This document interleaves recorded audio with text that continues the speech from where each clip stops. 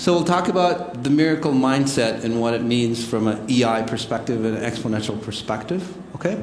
So, and it's very different than, say, miracles that we maybe tend to associate to like religion or other types of miracles. Although the miracles are the same, the reason why, okay, or the back end reason why on, say, why those miracles happen. It's more of a scientific perspective. I come from a scientific background or mind. Okay, I used to be a computer programmer by trade. Now, instead of programming computers, I program people, again with a very high level of language, which I call exponential intelligence. So what we thought of, say, as miracles back in the day might be, say, common day experiences today, like, say, flying, or the technology we call the smartphone, right? Maybe 10 years ago, or maybe even sooner than that, like 5 years ago, right? We thought like the technology that we use on our smartphone was quite a miracle. But again, in today's standard, it's not that much of a miracle. So the way I help heal people, so whether it's through cancers or starting to walk, or people's relationships get better, or whatever it might be, we might call that a miracle. And a lot of people claim that that a miracle happened to them, but in reality, it was just changing their program. And by the way, I'm not a doctor, I'm not a psychologist, I'm not a marriage counselor, financial analyst, or anything like that. Okay? Although I do help those individuals, say, cure themselves of, say, miraculous diseases and so on like that. But I'm not the one that heals you. I just awaken the miracle inside you. You awaken and then you heal yourself. That's the key point. I'm not the one that heals you, okay? I'm actually here to bring back the power that you guys lost somehow, that you guys gave up to, say, religion, society, your spouses, your kids, whoever else, okay? So how many people are new to me? Okay, so quite a few. So what we'll do is I'll give you a brief story on, say, why I'm here. Again, a computer programmer, telling you about, say, how life works and how to have it all. And then we'll get into the questions. So it's more of an open forum. And then that way you understand why things actually happen the way they do in your life. Okay? By real live examples and experiences of people, rather than me telling you, say, theory type practices, because it doesn't really benefit you. Although, as I'm working on people on stage, I'll be working on you guys as well, and that definition, what does working on you mean? I'll explain all the details as we go by. So in my younger days, and we all go through, say, life's trials and tribulations, right? How many people have had financial difficulties here, right? Okay. How many people have been bankrupt? How many people have been really ill? How many people have been, say, well, not enough money to put in a tank of gas? How many people have been divorced, or lost somebody in their lives? Right? All those things, right? Yeah, it's kind of like math, isn't it? It's like up and down. But anyway, I've gone through all that. I've lost my house. I've lost, again, more than a house, because I actually designed it.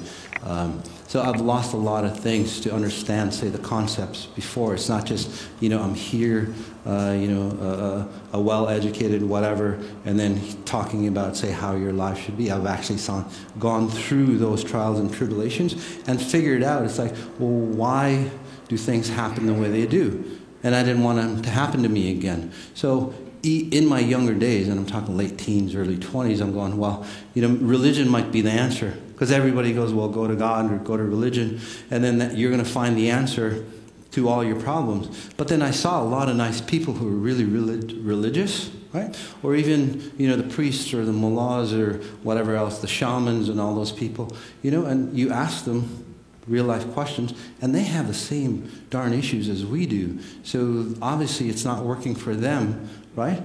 So it's like, why would it work for me, right? They haven't figured it out.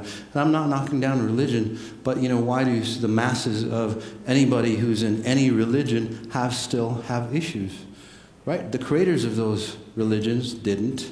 So there's a disconnect between, say, the knowledge of what they actually taught compared to the knowledge of what's being taught. If if you they practice the same results as Buddha, Muhammad, or any of those great individuals, I don't care what religion, whoever started them, right? The way they practiced, you'd actually end up with similar or the same or of pretty damn close to similar results. Does that make sense to you guys? And we're nowhere near that. Right? So something obviously got disconnected from, say, the true source of the religions, spiritualities, shamanic journeys, all those things that we try to do. So, and that's the way I figured. So I figured, well, if that's not going to help me, then I'll get success oriented. So I spent a ton of money, going to, say, motivational seminars, these shock jocks and all this, right, that rile you up for, say, a few days. And then, you pump yourself. I was in marketing and sales and all that, so I used to go to all those seminars. And again, fantastic seminars, but then why did they just you go there and you're up high for a little bit, and then all of a sudden sometimes you even say drop down lower than where you started, so that didn't help either. And nowadays, and even before, but nowadays, I work with a lot of millionaires and even billionaires, and I'm going, damn, they say have the same issue as everybody else does, maybe even more magnified because they should know better, right? But why do they have the same issues? Why do they have that incompleteness that they do? Why do they have the drinking problems on all the other stuff? Why do, Hollywood movie type stars, right? You think they'd have the perfect life, but then why do they commit suicide? Why are they on drug addictions? Why are all those people messed up? You think they would have the perfect life. So I looked at all that, and I had a lot of good friends that were wealthy and all that, and I'm going, my goodness, that's not the answer I was looking for. Because I wasn't just looking for, well, I'll make a lot of money and I'll be happy, because I saw a lot of people with a lot of money. I was in that circle through, family relations and so on, that weren't happy. So I'm going, well, what the heck? If those two big components, right? And then some of us go, well, love, I didn't really find anybody that knew what true love was about, right? It's like you find somebody that true love, then it's going to be perfect. Again, very few relationships like that, So why is that? Why is there very few relationships like that? Why do most people don't marry for love? So, right? Lots of other reasons except love that people marry and get connected with. So why did all those things happen? It didn't say, I'm a programmer. It didn't just add up. The bottom line just did not add up for me. And I was kept searching and searching. And then lo and behold, I had my first near-death experience when I was around 21, 22. There's a warehouse accident. And I'll just go briefly through it. You can get it on the website, the whole detail, on masajati.com, or my podcast, Exponential Intelligence. So some of the highlights of that first near-death experience is that, one, my jaws got crushed. I was hanging from the rafters, basically, with my jaws crushed. So I separated from my body, just like you would, say, pull back from a mirror, like a full-length mirror. I literally saw my body pull back, but it wasn't a full-length mirror. It was actually a separation of my body from my spirit. And as I pulled back, it's like, well, what am I doing here if I'm over there? And I'm going, oh, wow, I must be dead. You think that's a terrifying experience. It was one of the most euphoric experiences I've had, out of two, actually. So, and then I started to realize, actually, the person that was dangling by my jaw, it's like, wow, that's accumulation of who I've been. It's like a history, right? So if I ask you, you'd go, well, I'm a student, I'm a teacher, I'm a lawyer, I'm so-and-so's mother, whatever, right? We've totally lost our identity of who we are, right? So as I pulled back, I saw the 1%. I call that the 1%, right? Because we're actually living only 1% of our potential, understanding that we're in physical form. I became the 99%. I realized who the 99% was. Okay? That 99% is what we're looking for in religion.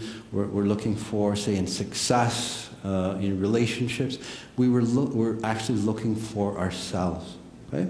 If you don't have that, you will never be satisfied, no matter if you have that trophy spouse, the billion-dollar home, whatever, all the power, all those things will not add up to, say, nothing. It will add up to nothing compared to just having that peace or that connection within yourself. But that doesn't mean that you don't live without money or anything, because we're in a society that, we need money.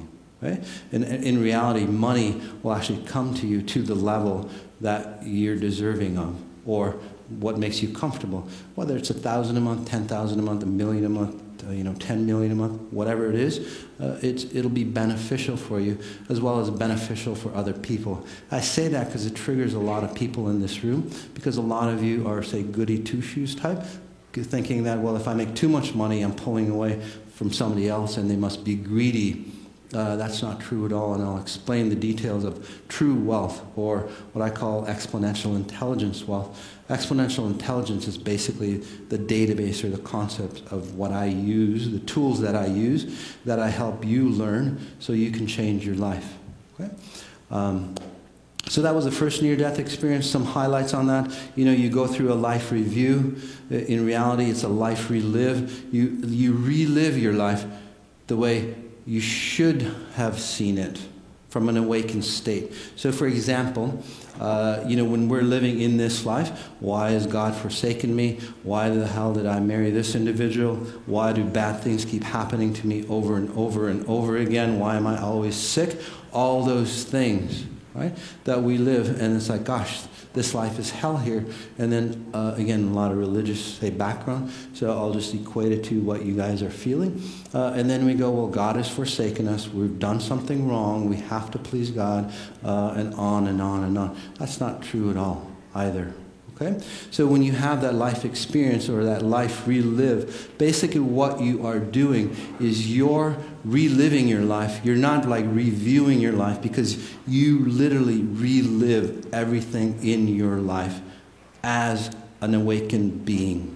That's what it's about. So you're living your life from a kindergarten level. Okay?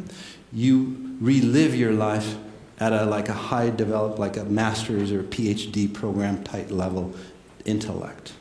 Right? So when you go through the trials and tribulations, you go, oh, that's why this happened to me. That's why that happened to me. You would never think, oh, God forsake me, or God left me alone, or whatever that we think. Nothing like that, or, my parents, whatever. It's always a learning experience for you to catapult higher. That's what highly successful spiritual people do, by the way.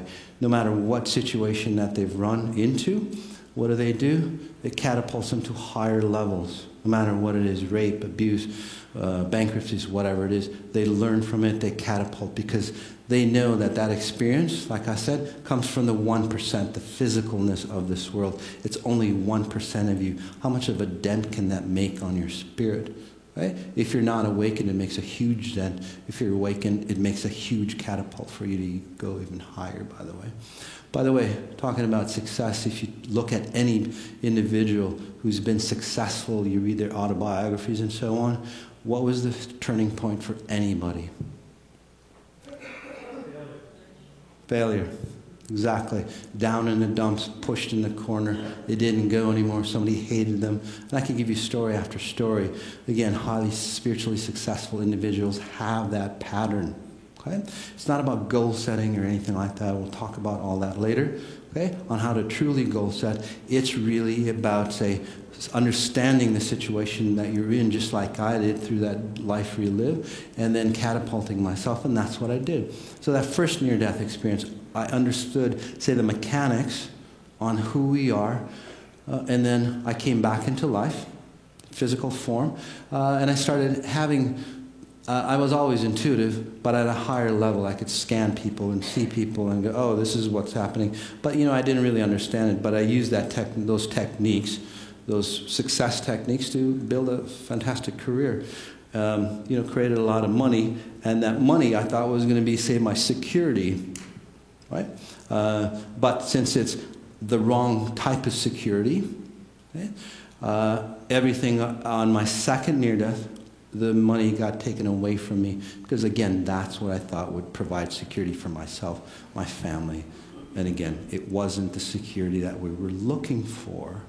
In fact, back in 2008, the stock market crash, there were billionaires, trillionaires that committed suicide. They lost half their wealth. They still had billions of dollars, right? And you think that'd be good enough. But that security was not there, because if it's the wrong type of security, ego kicks in and you want more and more, because it's a ravenous, dangerous animal, right? It's just like a person who weighs 500 pounds, right? They actually need more food just to maintain the 500 pounds. So those people at the higher levels, they actually need more security. And that's why when you latch onto somebody, whether it's through money, whether it's through security, you latch onto a spouse or something, you want more of them, right? You can't, that's why. So anyway, by the way, as I talk about these concepts, I might get directed because I'm scanning you and working on you, okay? The second near-death came about 2007, 2008. It was a drowning accident. And some of the high points there. It was a quicker process for me. Again, I disconnected from my physical form. Okay? Came into my 99% form, which is timeless. It never deteriorates. It never gets destroyed. It's always abundant. That's the one key word, abundant. It's never in lack. Okay? I saw my body float away through that tunnel, and then I ascended through the rocks, because I was pulled into a tunnel. What do they call a volcano tube? Yeah. So anyway, I got pulled through the rock, through the freshness of the water. And this is what makes me different than most people who've had a near-death experience. Because one, I was groomed to have these near-death experiences to, say, catapult me to even higher levels. By the way, some of you who I've worked on, sometimes you go through, say, an orchestrated near-death through anesthesia, right? You have this strange surgery that comes up for you when you guys are ready. And then it catapults you a lot higher. So that's what happened to me. It was a drowning. I was under water 8-10 minutes, according to my wife at the time. And at that level, I transcended the tunnel of light. So the tunnel of light you've heard about, right, that people go through. So when you graduate, you're not supposed to come back. I'm one of the very few that actually came back. So beyond that is, say, a timeless space where you are complete. Well, you're a spirit body. Again, you are all complete. Okay? I went even beyond that. Okay? There's more to that story, but again, I want to get to you guys' question. I went even beyond that. I went into where I call you have lost all identity of being human. Because if you're at spirit embodiment, there's no identity of the human flesh. Okay? It is just you. It's a grand universe. And at that level, again, there's no security of anything, because you are everything that you need. You don't need love, because you are love. Obviously, you don't need money or any physical possessions, because that actually is, say, very minimal compared to what you really desire. By the way, astrophysicists or quantum physicists, they say that if you put all the density of, say, the universe is put together compared to, say, all the other things that are there, all the density, which means the Earth, all the planets, the suns, the gold, the money, all the things that you guys, say, seek after to find completeness, would be about, coincidentally, 1% of the matter. Again, 1%, and that's what we're fighting after, guys. Right? What about the 99% that's out there, that's already in us?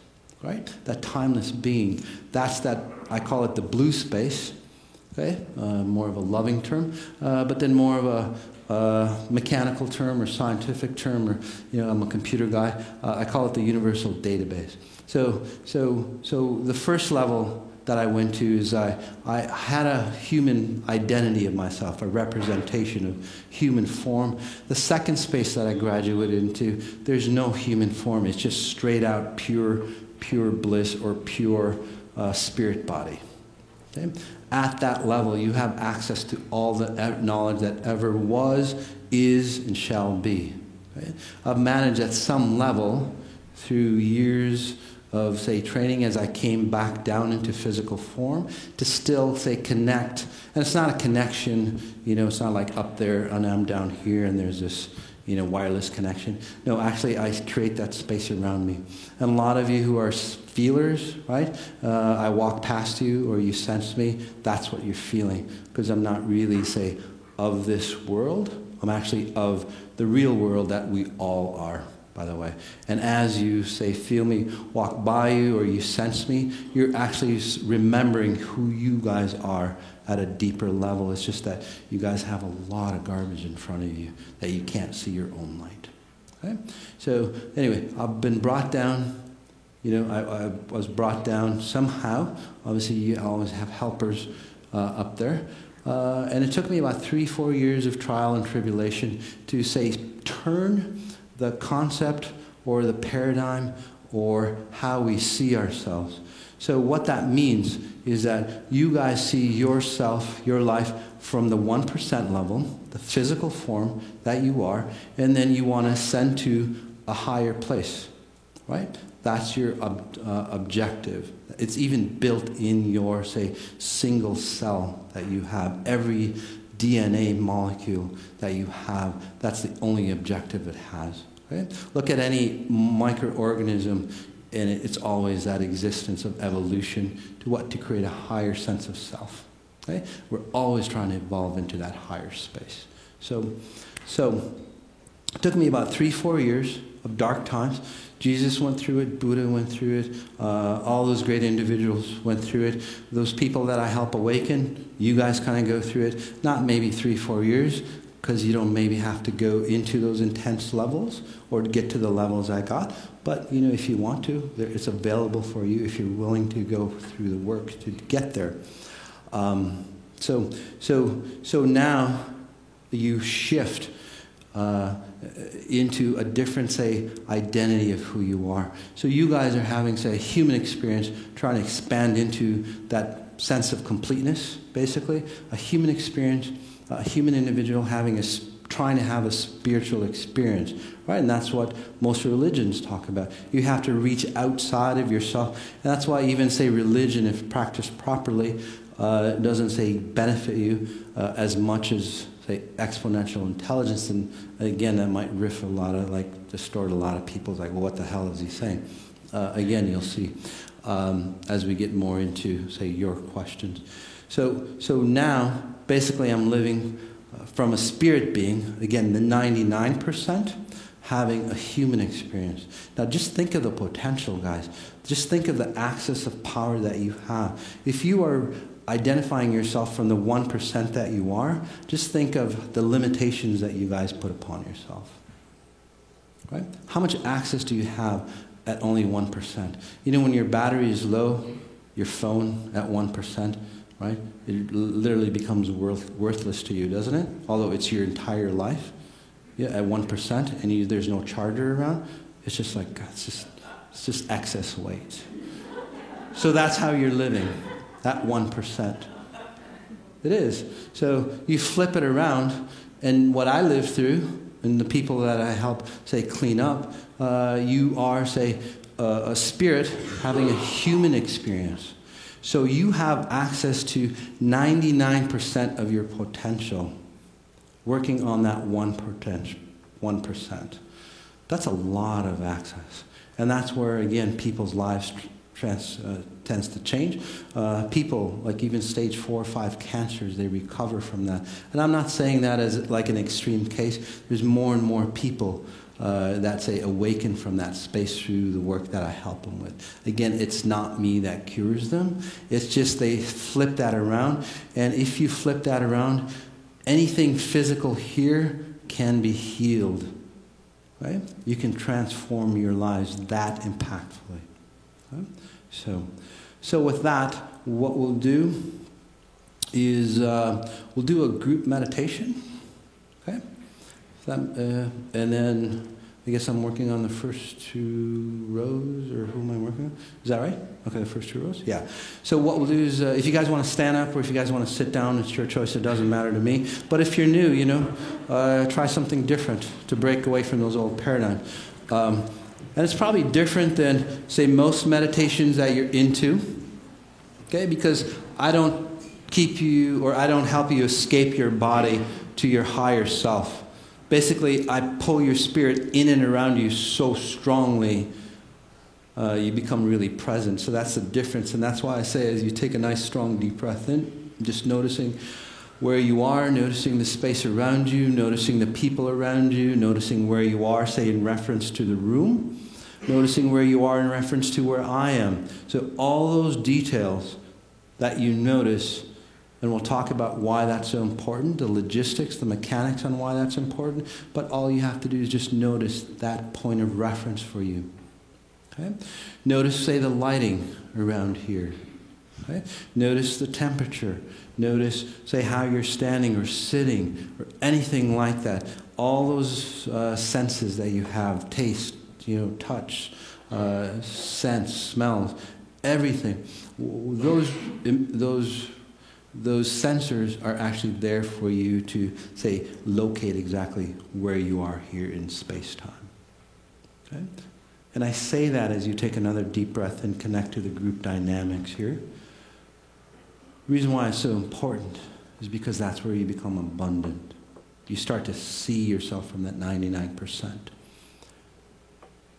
And that's where your potential comes through.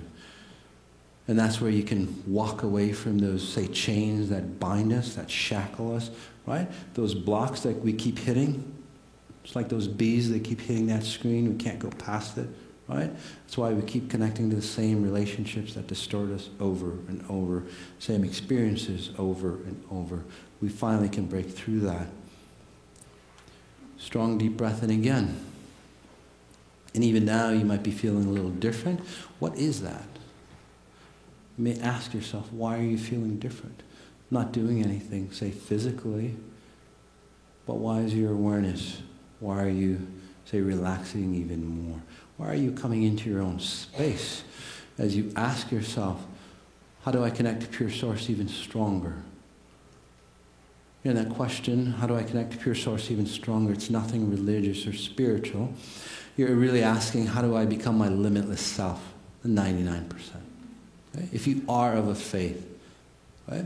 Again, it's nothing religious or spiritual, but a lot of you of a faith. If you are of a faith, spiritual movement, it just redefines it to the original creator, so you get the same effects as they did, the ones that created the faith. Okay? So it clarifies you to that level if you pursue it.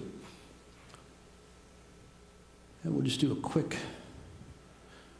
meta healing, about 5-10 minutes. Again, all you have to do is just become aware of your body, your lower back.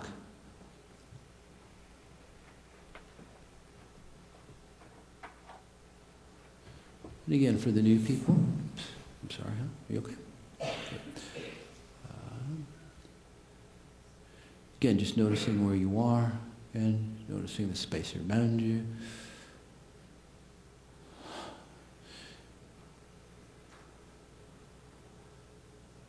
For the new people, just notice your back, your lower back.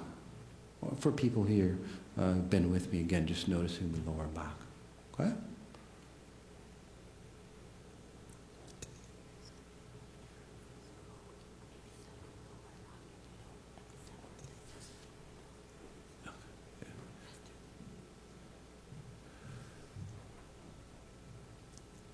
Again, just notice the lower back, space, right between your hips.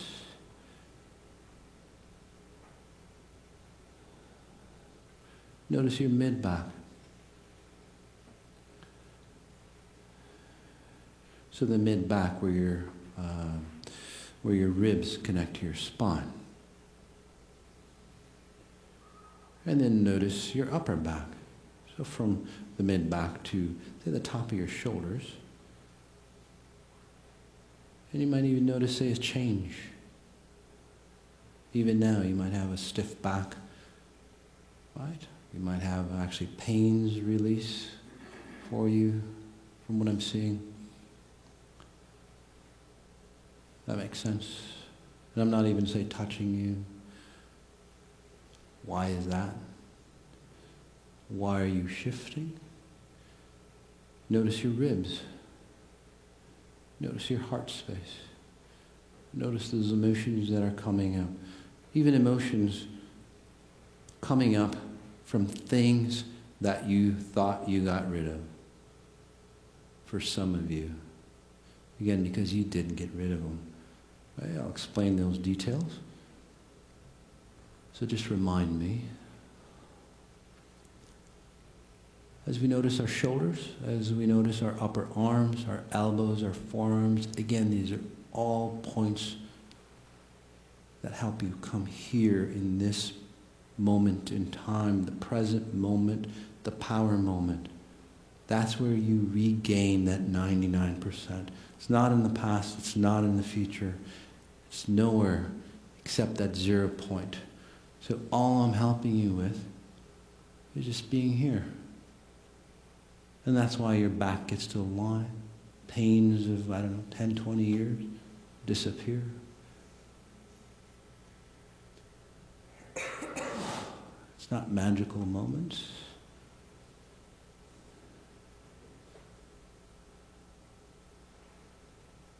Let's go even further by taking a strong, deep breath in. And again, I don't have to work on you individually, right? Because I'm not the one that's helping you. I'm just awakening you. But if you're new, let's make it even simpler for you. Pick anything in your life that's distorting you. Right? And some of you go, well, it's my spouse. Not your spouse. Right? But that's a representation of what's running in you, the program that's running in you. It's my job, right? Right? So again, pick any lack in your life. And I'll even help you adjust that. Say, format it. Again, so you can think it's your spouse, you can think it's your kids, your parents, your whatever.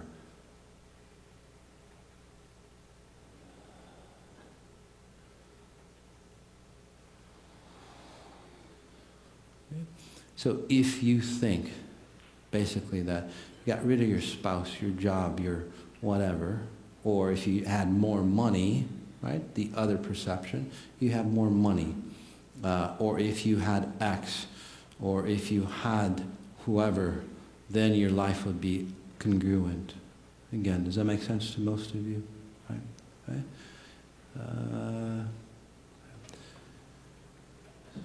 Strong deep breath in. Noticing where you are, and just asking yourself, if you replace that item, like you guys have had, or you guys have done for several, did it work out for you? So it didn't work out last time. Do you think it'll work out again this time? Again, it's just pure logic. It's not nothing to do with being sinful or being bad or doing the wrong thing or whatever that we think. Again, it's just straight out logic. Right? Is there, say, a deeper reason why you are facing those issues? Again, just ask your logical mind. As I pull your spirit, and that's not the logical mind that I'm talking about, it's actually spirit level. I'm just summoning your spirit strongly so that answers are accurate for you. Right? Again, it bypasses your intuition and all that, by the way.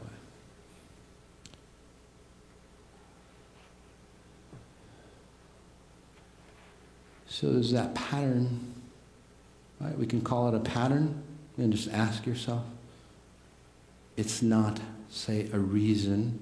It's not a specific object. It's actually a pattern that you run, right?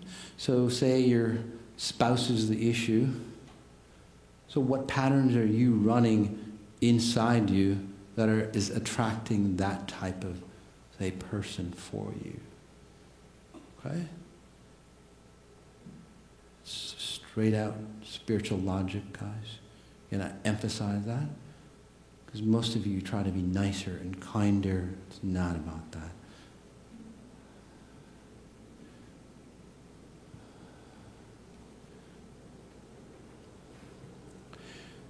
Is the pattern that you're running, as I continue to work on you, as you take another strong, deep breath in, is it even your pattern?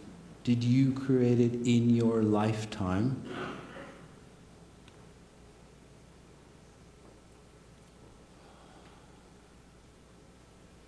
Yeah, and most of you, strong no.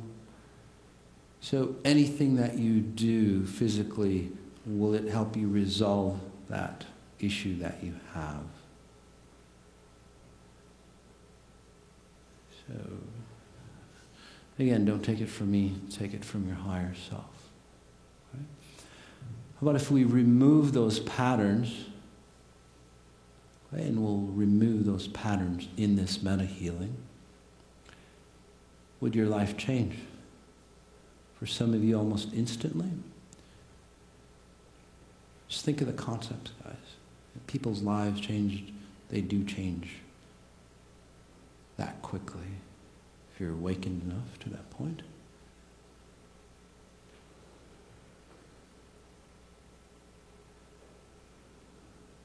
Let's go and take another strong, deep breath in again, just noticing where you are, just to recenter ourselves. So noticing how you're standing or sitting.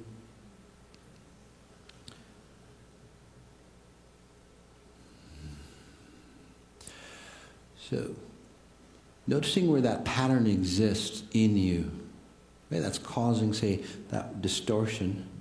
And if you notice that pattern, is it just that specific person or career objective, or is it an all-across pattern right across the board that dictates every aspect of your life, right? So although we identify it's my spouse, or identify it's like this happening, or identify it's my addictions, but the deeper pattern says that it's an all-across pattern. So if your spouse is abusing you, look at all the other people, all the other situations, all the other experiences in life that abuse you the exact same way, just differently, a little differently, but again, abuse. So if you could pull that out of you, notice where it is at first. Is it in your heart space? Is it all over? Is it in your head? Some of you might actually be feeling some dead relatives around you as well, from what I'm sensing, picking up. So we'll take care of them. So if you could pull that out of your body, right, where those patterns say resonate, because they have to have a home. Where would it be? Just pull it out, keep it, hold it in front of you. You can have your palms up, but like literally like you're holding something in front of you. Okay? Or you can do it in your mind's eye. It doesn't really matter. But let's just create some distance from it. Okay? See it outside of your, say, arm's length out.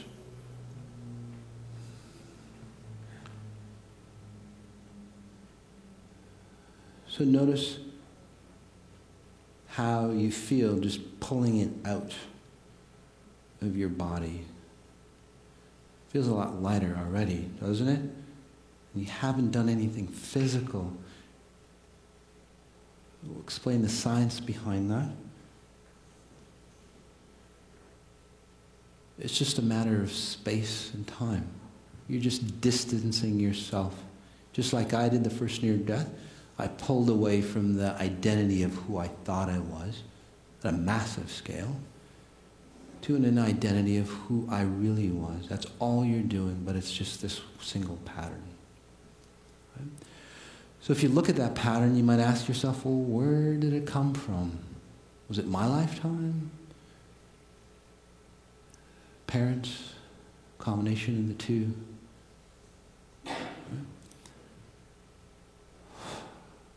Look how many generations back it goes. Some of you can sense that really clearly. Some of you go, wow, it's really old.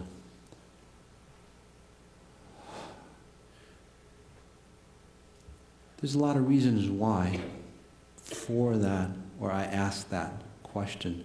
Because it frees you from, say, pointing the finger at you and blaming yourself for the life that you live. I'm not saying you shouldn't take responsibility, but it frees you from, say, that mistake, if you want to call it a mistake. I just call it a misrepresentation. So, whichever one is impactful for you, to let go of it.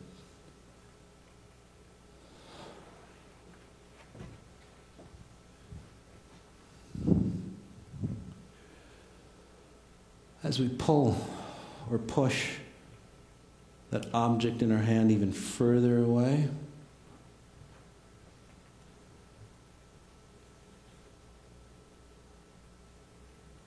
again, creating more space and distance.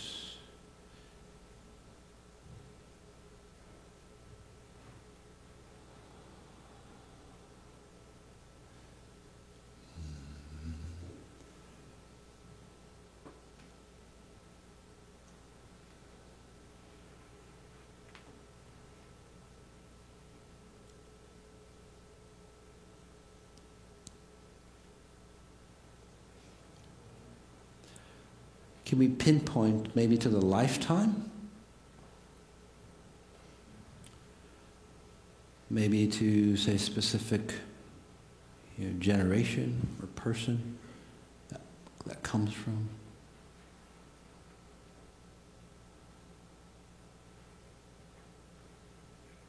It's so deeply enrooted in many of you. Even say abuse. It's like my father abused me. Right? Where did that pattern come from? That your father would abuse you? Right? It might go back generations. There's probably other people in your family that have been abused, is what I'm saying. Doesn't mean it's right. It just means that it releases, right, the distortions, the self-abuse, the self-say worth. It's just a pattern, guys. Have you noticed that? Look at your other family. Let's take a nice deep breath in. Kind of like step back from your family patterns or lineage. Just scan your family. Do you see similar patterns in other family members? Again, the same similarities as you see your skin color, your eye color, some other habits that just come through, heart issues, whatever, what we call hereditary. Same pattern as abuse. Marrying the wrong person, lack of money, health, whatever it might be.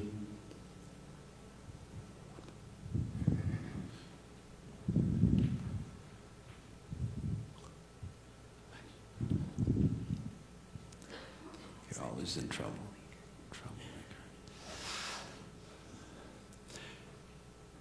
So now that you understand, again, that's really not even your issue that you're battling against. And some of you understand that it runs so deep in you, right?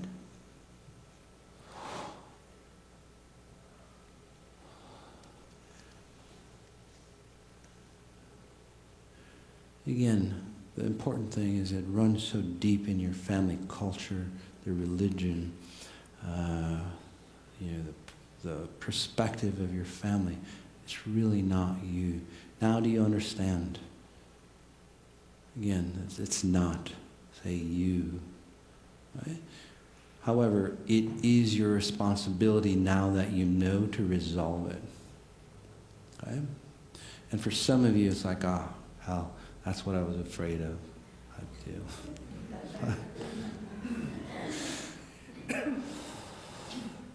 But again, that's how you awaken, right? Let's go ahead and take a nice, strong, deep breath in. And then even notice what's in your hand.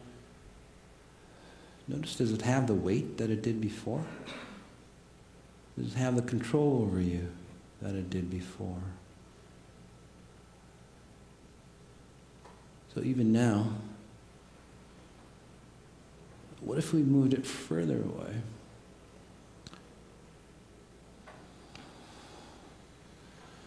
And as you move it further away, say the attachments of a spouse or boyfriend or girlfriend or whatever, do you notice that those get moved further away as well?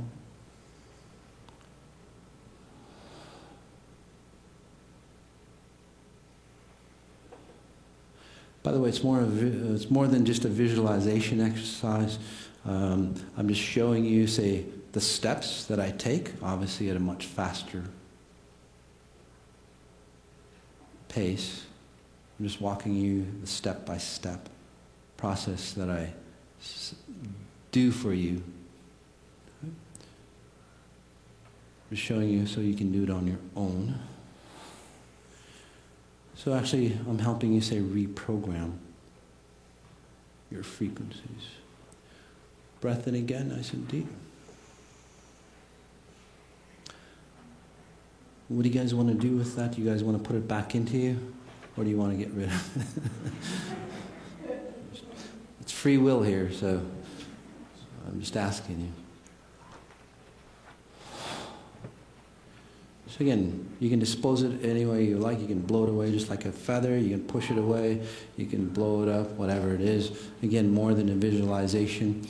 On the back end, that's just a pretty picture for you on the front end. As you visualize on the back end, just helping you delete those files.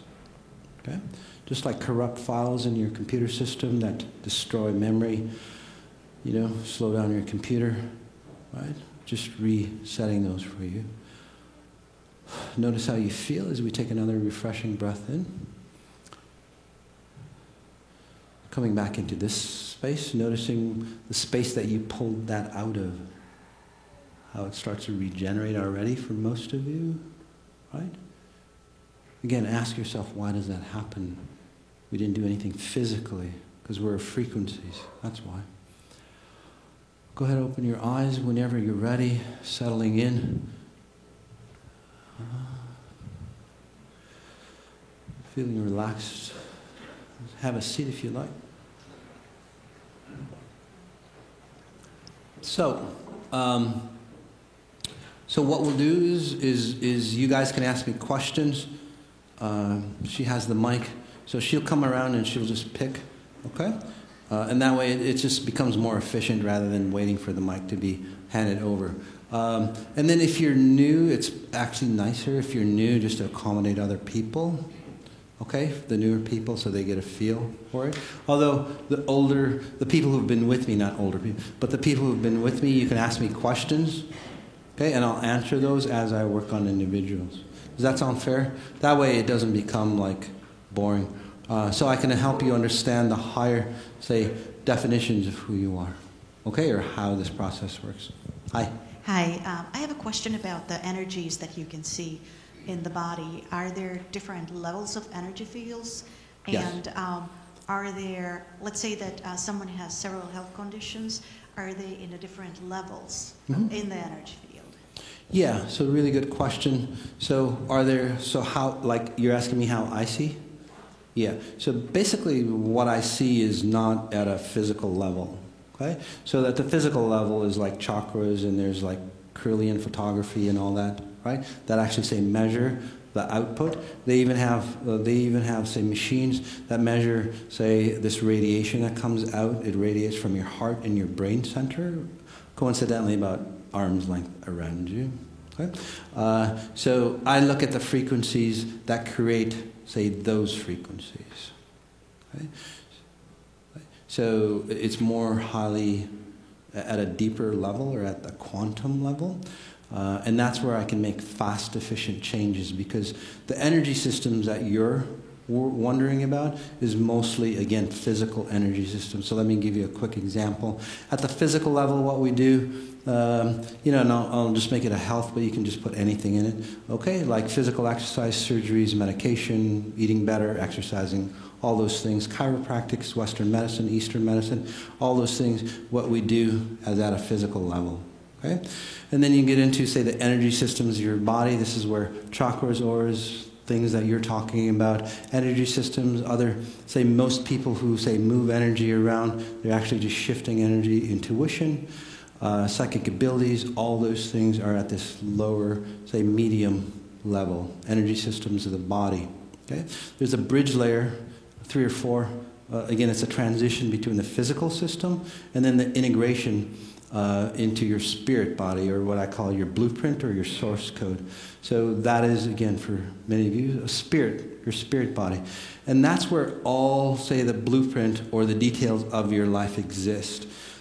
So for many of you who think, well, I'm just going to connect to my spirit and your life will be good, not really, because, your life is determined on how awakened your spirit is. So your spirit is creating the life that you live, guys. It's kind of a scary thought. Okay?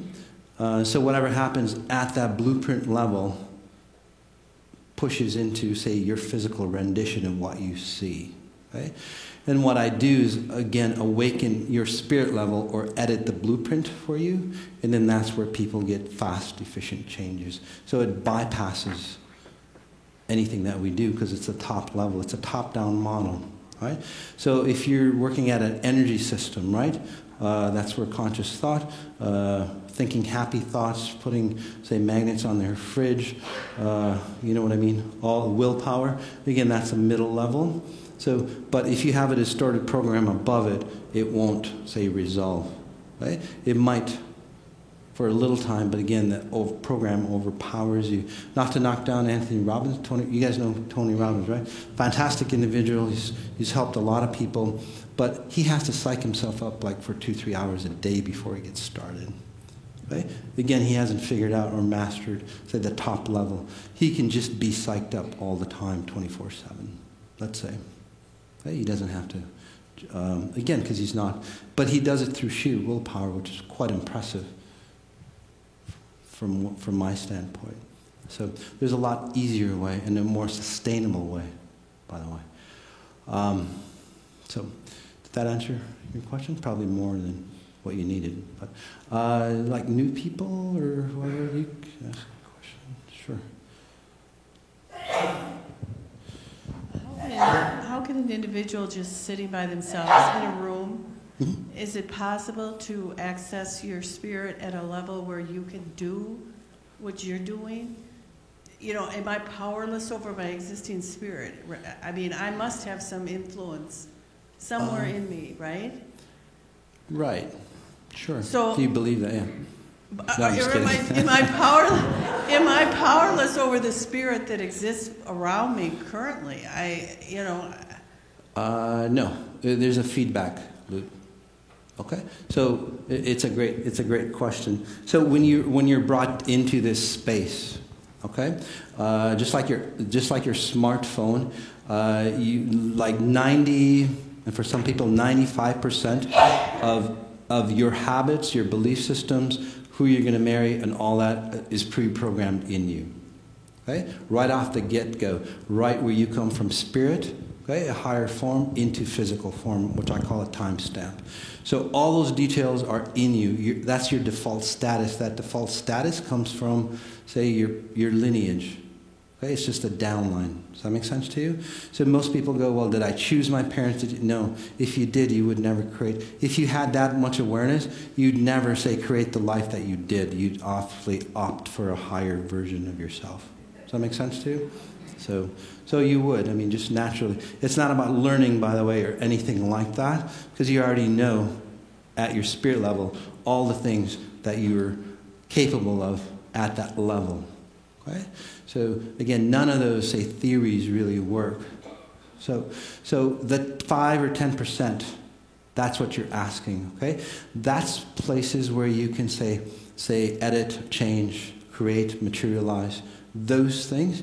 But what happens, unfortunately, from the ages of, say, 0, and I mean 0 like the first single cell organism coming together, the sperm and egg, right? You get, say, solidified, okay? And then the default status just like stays in you. And as you, say, get to by age 8, it's pretty much solidified on how your life is going to run right there. That's why the early years on is very important. That's why you can't stunt your kids. That's why most people do, right? Because we're too weak as parents. So what do? We anchor. We control our kids because we didn't know any better ourselves. So we think that's the best. And I'm not pointing blame, but maybe I am. Whichever way works best for your kids, take it that way. Okay? Anyway, so that 5 to 10% is for you to awaken and then go, okay, I can change the default status of how, say, I see, say, marriage, for example. Does that make sense to you? No? Okay. So you have 90%. So think of it this way. You have a smartphone. Okay? It comes prepackaged with the ringtone, the background color, the schematics, the default fonts. Does that make sense to you? But then you hate that default font that you look at every day, right? So the 5 to 10% knowledge gives you access or experience to go, okay, there's a place in my phone that can change the font, or even the font color. Most people don't access that. Look at your smartphones. You run with what you have. Isn't that coincidental with the life? You guys don't ask the questions like, how much of this did I get from my parents? Or how much, does that make sense to you? So you just run from the 90%. And then by the time, we're in our 20s and 30s, well, it solidifies even more. And then you go, well, hell, that's just the way life is. And then we write it off as an excuse, or we go to church or whatever, and we go, well, it's because, you were bad, or because this happened, or because you have to, say, suffer in this realm to feel higher or better in the next realm. Those are just excuses that, say, religious people use because they don't understand the whole concepts or theories of it.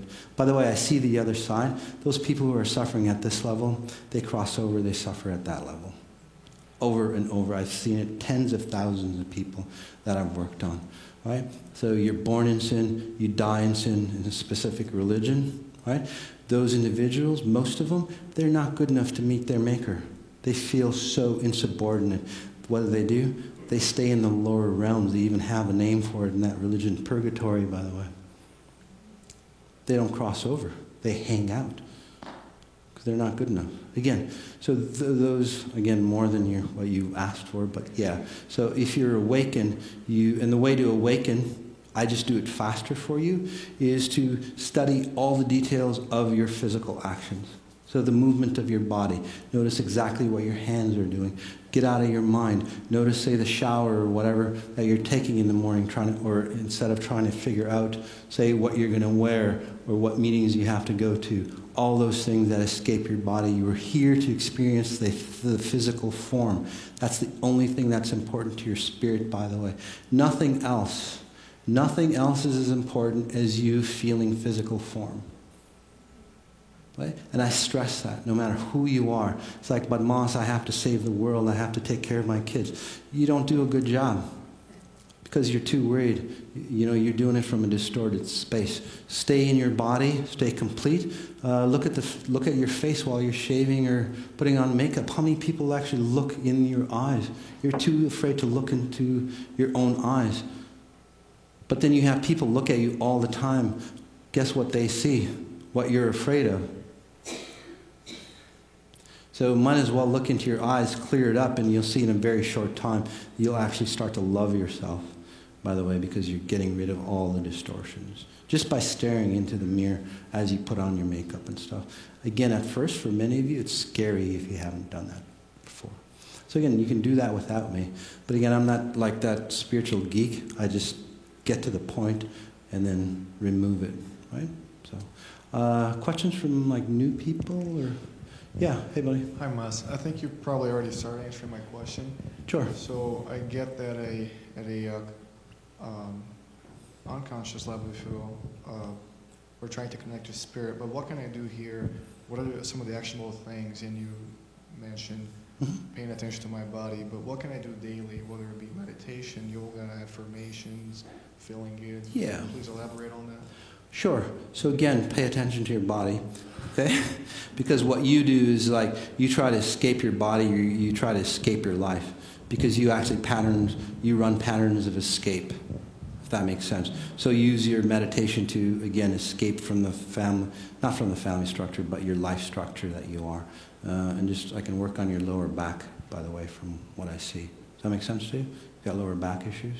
Yeah, we'll work on that as well. And that's just what's wrong with prayer. meditations. And again, by the way, guys, I'm not knocking prayer down or anything like that, but let me just explain the pitfall so you do it right. Okay? That's all I'm saying. It's not about the modalities. I'm not going to be here to go, this modality is right, this modality is wrong, this religion is right, this religion is wrong. Because it's not about the religions. Look at all those people that created those religions. Why did they ascend so high? They must have been doing something right. Right? So I'm not about that. But, however, for example, you, in your family space, there's a lot of, say, religion involved from what I'm seeing. Right? And what do? In religion, the physical form is bad. It's sin. You have to purify yourself by moving away from your space. That's the platform that you identify with. Does that make sense to you? So when you meditate, you are trying to escape the sin that your body is. And that's why I say intimacy and all that doesn't feel the best for you, because it's like you're committing a sin, by the way. Maybe too personal for you, but anyway. By the way, if you ask me a question, I get to read you in person. So just be aware of that. If you don't want me to read you, don't ask a question. Straight out simple. Okay? So anyway, so what's happening for you is that's why the paradigm. So as I'm speaking, I'm actually working, especially like in this area, to remove that identity, that physical form is a sin or distortion or a space for the devil and all that stuff for you. And then what happens is when you meditate, you'll come into your body, and that's the difference. So most of those, again, and this is what I was going to warn you about, and still working on you. And by the way, if I'm working on him with that distortion, okay, I'm working on the rest of you of similar distortions. Right? So let me explain. So say, for example, you pray to whatever, okay, that you pray to, but in your family lineage, that practice of prayer actually, say, called in, say, a demon, or whatever you want to call it, okay, the devil. Does that make sense? So from that point on, say, your downline, say, your prayers will be answered by that devil that answered whoever. Selling your soul to the devil, right? Sins of the father, right? It's all in your religious text, by the way. It's nothing from me. That's what they talk about. Right? So basically, you're practicing that space of, say, summoning, not God, not a pure source. Okay? So when you're going out, spiritual teachers, gurus, and so on, it's not the physical practice, again, guys, that you're pulling in, especially in shamanic journeys. It's how pure that teacher is that is teaching you. And that's why you can use anything, say, to purify yourself and go towards, say, the light or that purity. But most of us, again, are taught by distorted individuals. They're just passing the distortion on to you. So imagine after generations, it gets distorted quite heavily. Right? So, other questions? Yes. Hey, buddy.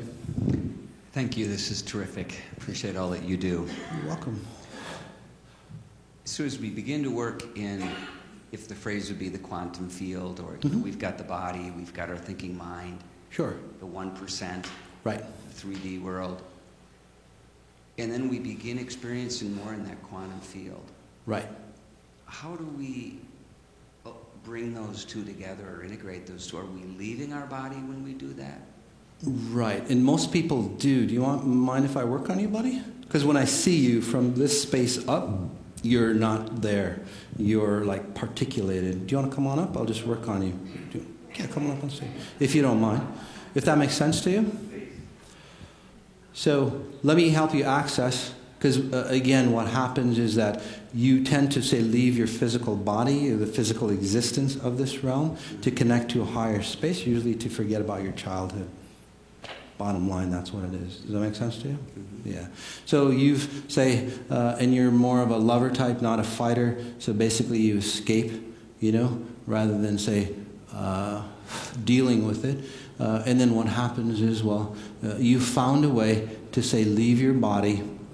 And then what happens, sadly, is that sometimes when you come back, you don't quite exactly know the coordinates where you left your body. So what happens is that, say for example, you go shopping in Mall of America, right? You have a great experience. Like he has a great experience, astral travel. He comes back and it's like, God, did I leave it in the west parking lot, the east parking lot? Right? And then it takes him like 2, 3, 4 days to figure out coming back to life. Does that make sense to you, buddy?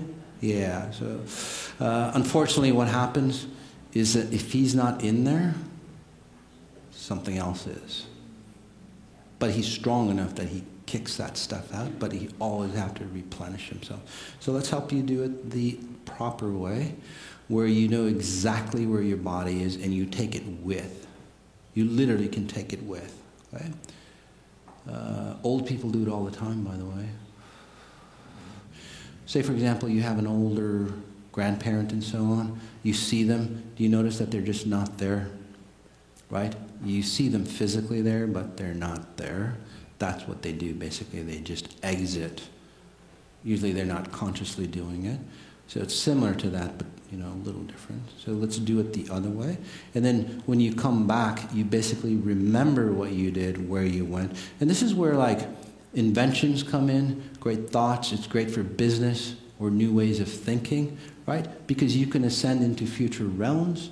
You can ascend into higher realities. You can ascend into future time moments, and then bring it back here. And again, that's where all those great inventors went.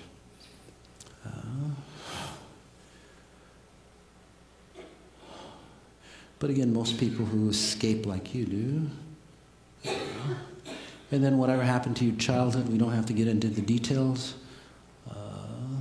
Maybe in private, but in public, it's not good for you. You start to remember those, and then you come back into your body, and then you cherish your body rather than to escape and wait for death, basically. If that makes sense to you. You can hang out here if you want, or I can help you. Other question? Yes. Or wait, she's got the mic, so. And again, if you guys have a question, I'll answer her question, and then whoever else has a question, raise your hand. That way we can save time, because it's, you know, a half-second, minute here or there. Yes? Okay, so my question is, so like you notice your patterns that are not serving you. Right. And then you fix them. But like I feel like I'm always fixing stuff. Like when do I just like stop fixing stuff? Right. Do you know what I mean? Like Of course, exactly. So you're at a level where you really notice him, and now you're getting really irritated, especially with the people around you. If that makes sense to you, especially the close people. That's really a good sign. Probably some of the stuff that you've done with me.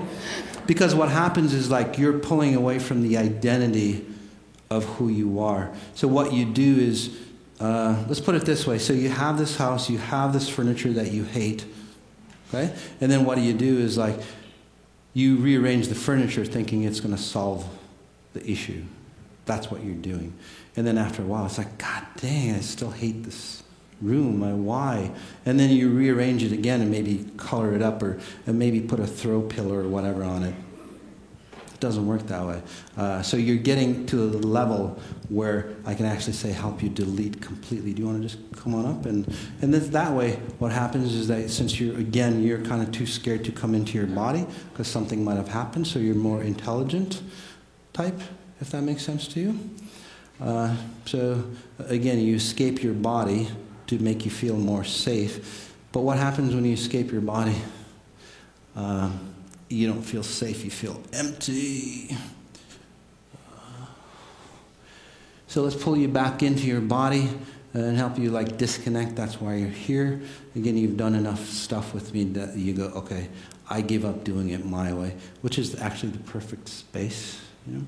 By the way, spirit comes in, by the way, or your higher self comes in and just goes, okay, once it awakens, it doesn't care what you think. It doesn't care about the people around you. It just wants you to, say, ascend to your highest level as quick as possible. Right? So the more you hold on to it, the more people you hold on to that doesn't serve you anymore, it just gets harder. So let's push you in.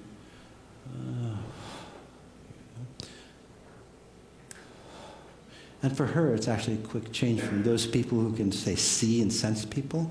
As she comes back, you'll see like a different resonance in her. That's how fast, because you're ready to change. Right? So it literally is like going into your settings, changing, say, your font color in her, some other pattern of like resolving things. And then when you hit save, it changes it and your font color is different, right? Almost immediately. So as she comes back, you'll actually see it's like she feels like another person, because she is. Who's got the mic? Yes. Hi.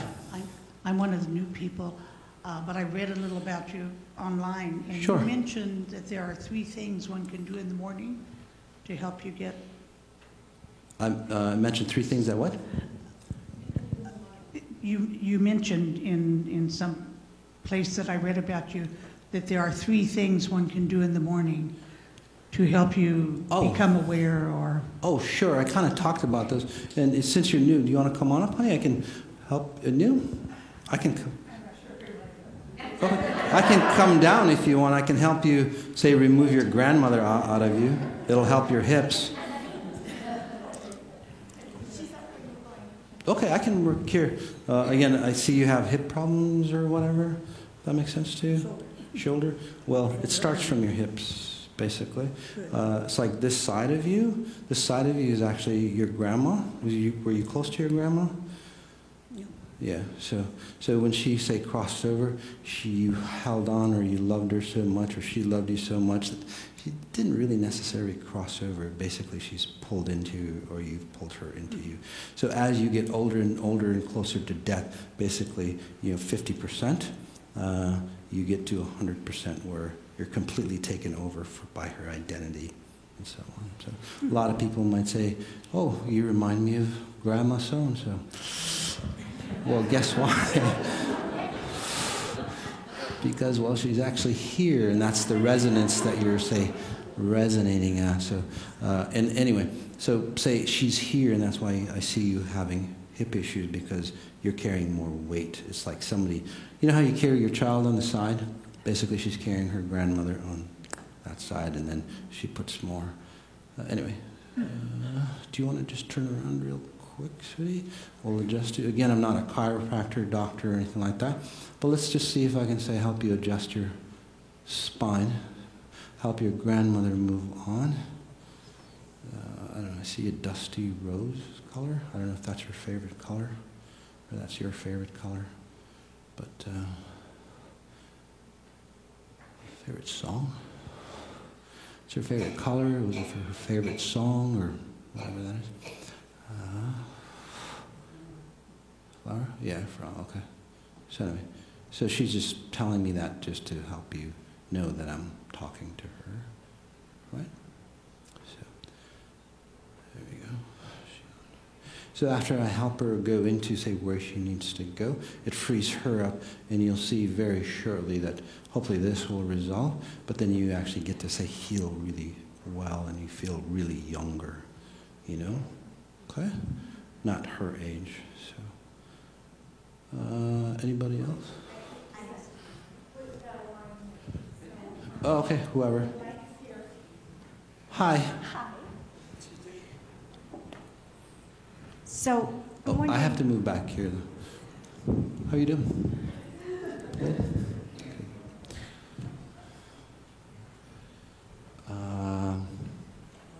A nice reset for you? What was your question on it? Because I have headsets on, so it's kind of hard to hear. So, yes. So, I feel like I'm a little bit of different people, like when you were saying with the gentleman over here, that sometimes he goes out and he can't find the way to the east or the west parking lot. Sometimes I don't even know there is an east or west parking lot. Yeah, you're and seven then different other people. times I feel so dense in the third dimension, and it's like, so I'm wondering if you can see some kind of pattern in me that's kind of Sure. not helping. Yeah, do you want to come on up? I can Yes. just put you back together. So, you are that person that lives in 7 different realities at the same time. So it's like you feel like 7. And again, this is very different than, say, multiple personalities, because she doesn't have multiple personalities.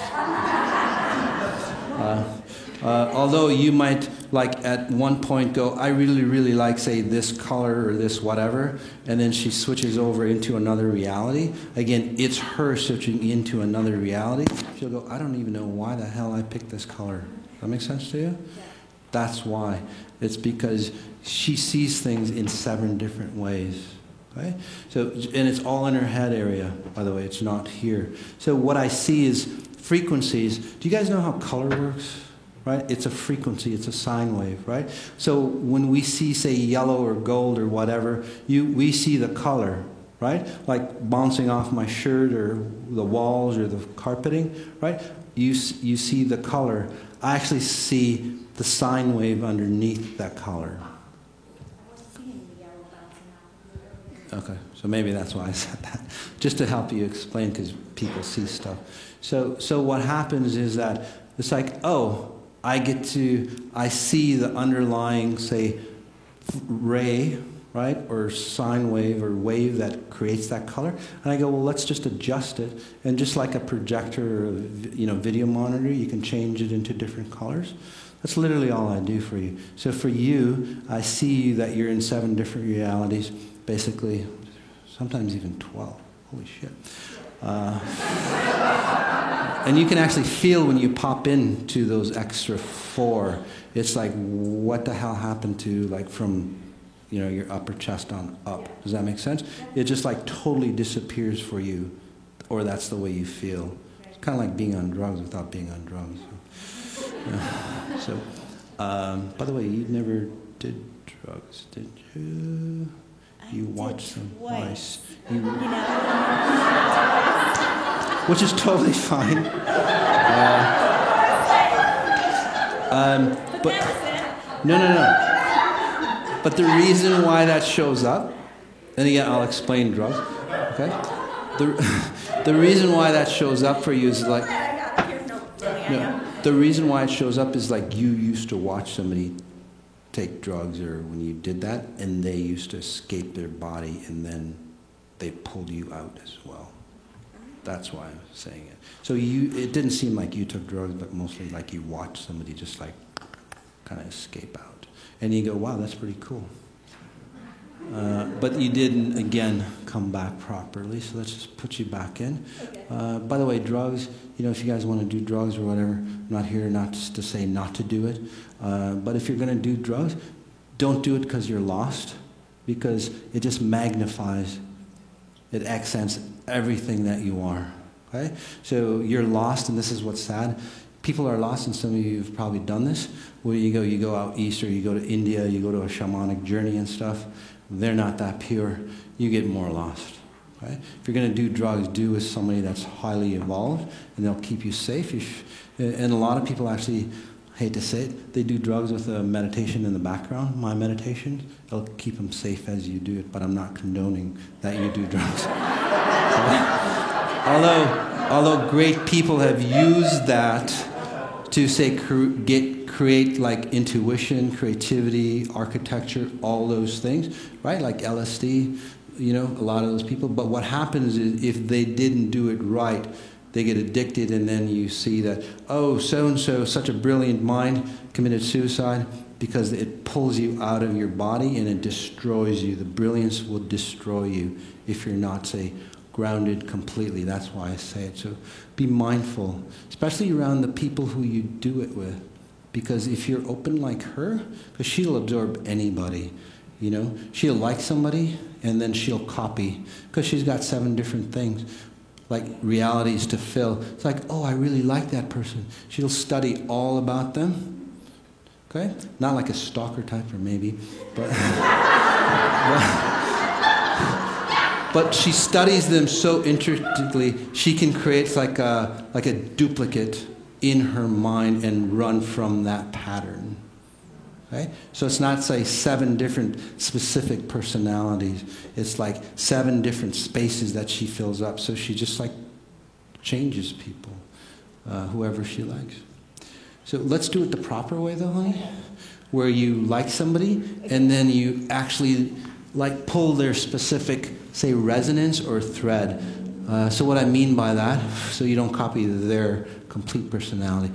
So if you like somebody's sense of style, right? They have a great taste in decorating or whatever, right? It's like, well, what's that frequency that they're resonating, that they can sense that style, right? There's a frequency for that. And then you can copy just that frequency, and then you'll build your own set rather than copying complete. That would be fun. You have great abilities, by the way. You just need to hone it. The healing mastery would be good, not this time around, maybe in the future for you, because you need to get rid of. If you go on the website, it's called Healing Mastery. Take a look at it. It'll show you how to do all that cool stuff. There you go. So even now, like, well, time distorts. You kind of run late, or you forget about time, again, because you're in different realities. So in one reality, you might be like 2-3 hours ahead, and you go, oh, I still have time, but then you switch back. It's like, oh, crap, I missed my train or whatever. Does that make sense? That's why that happens. It's not like you're losing your mind. You're just in different time zones. So, you can sit there, lay there. Other questions as we... Okay, hi. Hello. I don't need to tell you, but I'll tell everybody else. I'm just absolutely... Do you want to talk into the mic, sweetie? I'm sorry. I don't need to tell you, but I'll tell others that are behind me. I'm just absolutely shaking. But, sure. I could feel you, and I just wanted to say help. I'd like you just to read me. You'd like me to read? To read me and tell me what all is going on. Yeah, and I can work on you really quick just to get rid of, say, your grandfather that's just really wanting to leave. Did you help somebody, like as they were getting older, a father figure or something, or a grandfather, or do you help people? I help people all the time. Okay. Yeah, all the time. And like people who are crossing over? Or? But I wasn't there. Okay. So is the people that you help, like in what level? Were they dying or? All levels. Yeah. People that are dying and people that... Yeah. Okay. So an older gentleman basically, because she's so kind, they're afraid to go cross over, and she's so kind and loving. See, basically they go, hey, you know what? I'm too afraid, and she goes, well, hey, you can stay here for a while, and that could have been like a while back. And once they stay, they don't get out. So anyway, that person is actually awakened now, and that's why you are. What you're feeling right now, let's just help them exit for you, and then you can just take back your own body. Does that make sense? And that's why you might have a, say, masculine feel to you at times.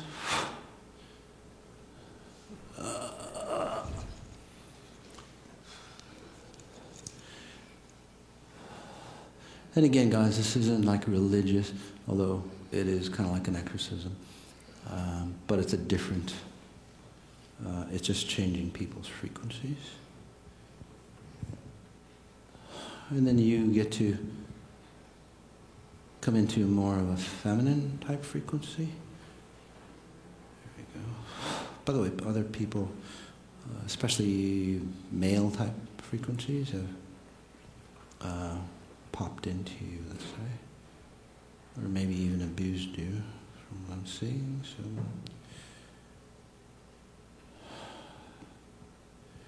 So what happens is, say you're abused as a child by a male, and you run that program, so you basically need that program of abuse to keep running, otherwise you're not complete. That's what's really sad. And the way that works, the logistics, there we go. So the way the logistics works on that is that there's a communication, your spirit, and this is what the 90%, 95%, the 5% that you have access to, that lady you were asking about. So you have all these programs that run, right? And there's a command center, so your spirit, right? It experiences life through your physical form, hence through your emotions, right? your emotions that come through. And then what happens is like, okay, your emotions of love, I mean, they're accurate for the most part, whatever's, say, in your default status. And then what happens is, like, say you get abused, that feedback comes through. But the only time, say, that you got abused was that's the only time you felt affection. There's a lot of good number of people, by the way, that's happened that way. So what do? You get abused, you feel affection, you feel good because that's what you're craving, right? So what happens now is like that communication, that back and forth communication between spirit, your body, right? It's like this experience says, oh, that means abuse equals love. And I know it's a distorted pattern, right? But some of you, good number of you actually, think that way at some level. So your spirit starts to go, oh wow, in this life form, this lifetime, abuse means love to me. And you run that pattern. And say you meet up with somebody that's really nice, really kind, that will not going to abuse you, what would you do? You go cheat on them, or you break up and you connect with somebody that will abuse you to feel fulfilled because that person is not fulfilling you. Okay? That's how programs run. It's nothing, say, emotional about it. It's just programs that run. So, other questions? Yes? Yes, I'm new, so I have lots of questions, but sure. I'll narrow it down. Okay. So you talked earlier about really tuning into yourself. I guess that's what you said. And so if you try to do that and you feel a pain or a sensation, how do you deal with that without taking in distortions? Sure. Do you want to come on up since you're new, and I'll.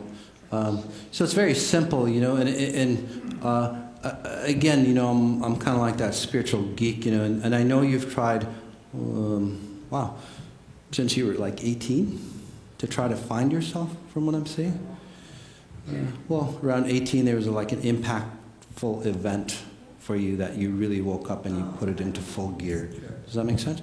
So you have an identity of you that filters out how you see reality. Right? And then it doesn't work, and then you create another reality, another identity. So you have like multiple identities or glasses that you see life through. And then, so you might come across a solution that might work, but you're seeing it from a distorted value because you have these filters that you put in to protect yourself because you're very, fearful, let's say. Does that make sense? So basically you have... And maybe it changes with the group of people that you're with. So you have different, say, masks that you wear, right? In one situation, there's a facade that comes over, and it's like, oh, she's this type of person. In another situation, another facade comes in. So you have to remove that facade so you can actually get to, say, you, okay? So we can go ahead with it if you want. It is kind of a scary feel, because there's nothing protecting you, okay? And nothing can protect you, but you'll be safe. But then once you understand that there's nothing to protect you, you can't run behind anybody or anything, you get to go, wait a second. It's just me, and I'm good, so, and I'm okay. Does that make sense? By the way, did you run away from somebody when you were younger or hide? Yeah, so yeah, if you don't mind me sharing, that'd be okay? It'll help a lot of people. So basically as a little kid, and again this goes farther back, as a little kid, say father comes in, it's like, oh hell, it's almost like clockwork, you know, it's like father comes in, it's like I better run and hide, otherwise I get beat up or whatever, right? So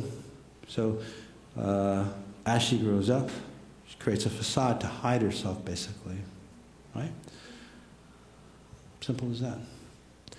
And then she tries to find herself, but that facade is always running in front, and that's why you can't find herself. So let's get rid of that facade, and then you'll see that, again, some of the pain or whatever, some of the memories that you wanted to forget come out as a healing process, not as a distortion process. And then you actually, the tools that you've learned along the way will actually come back for you, and you actually say transform fast.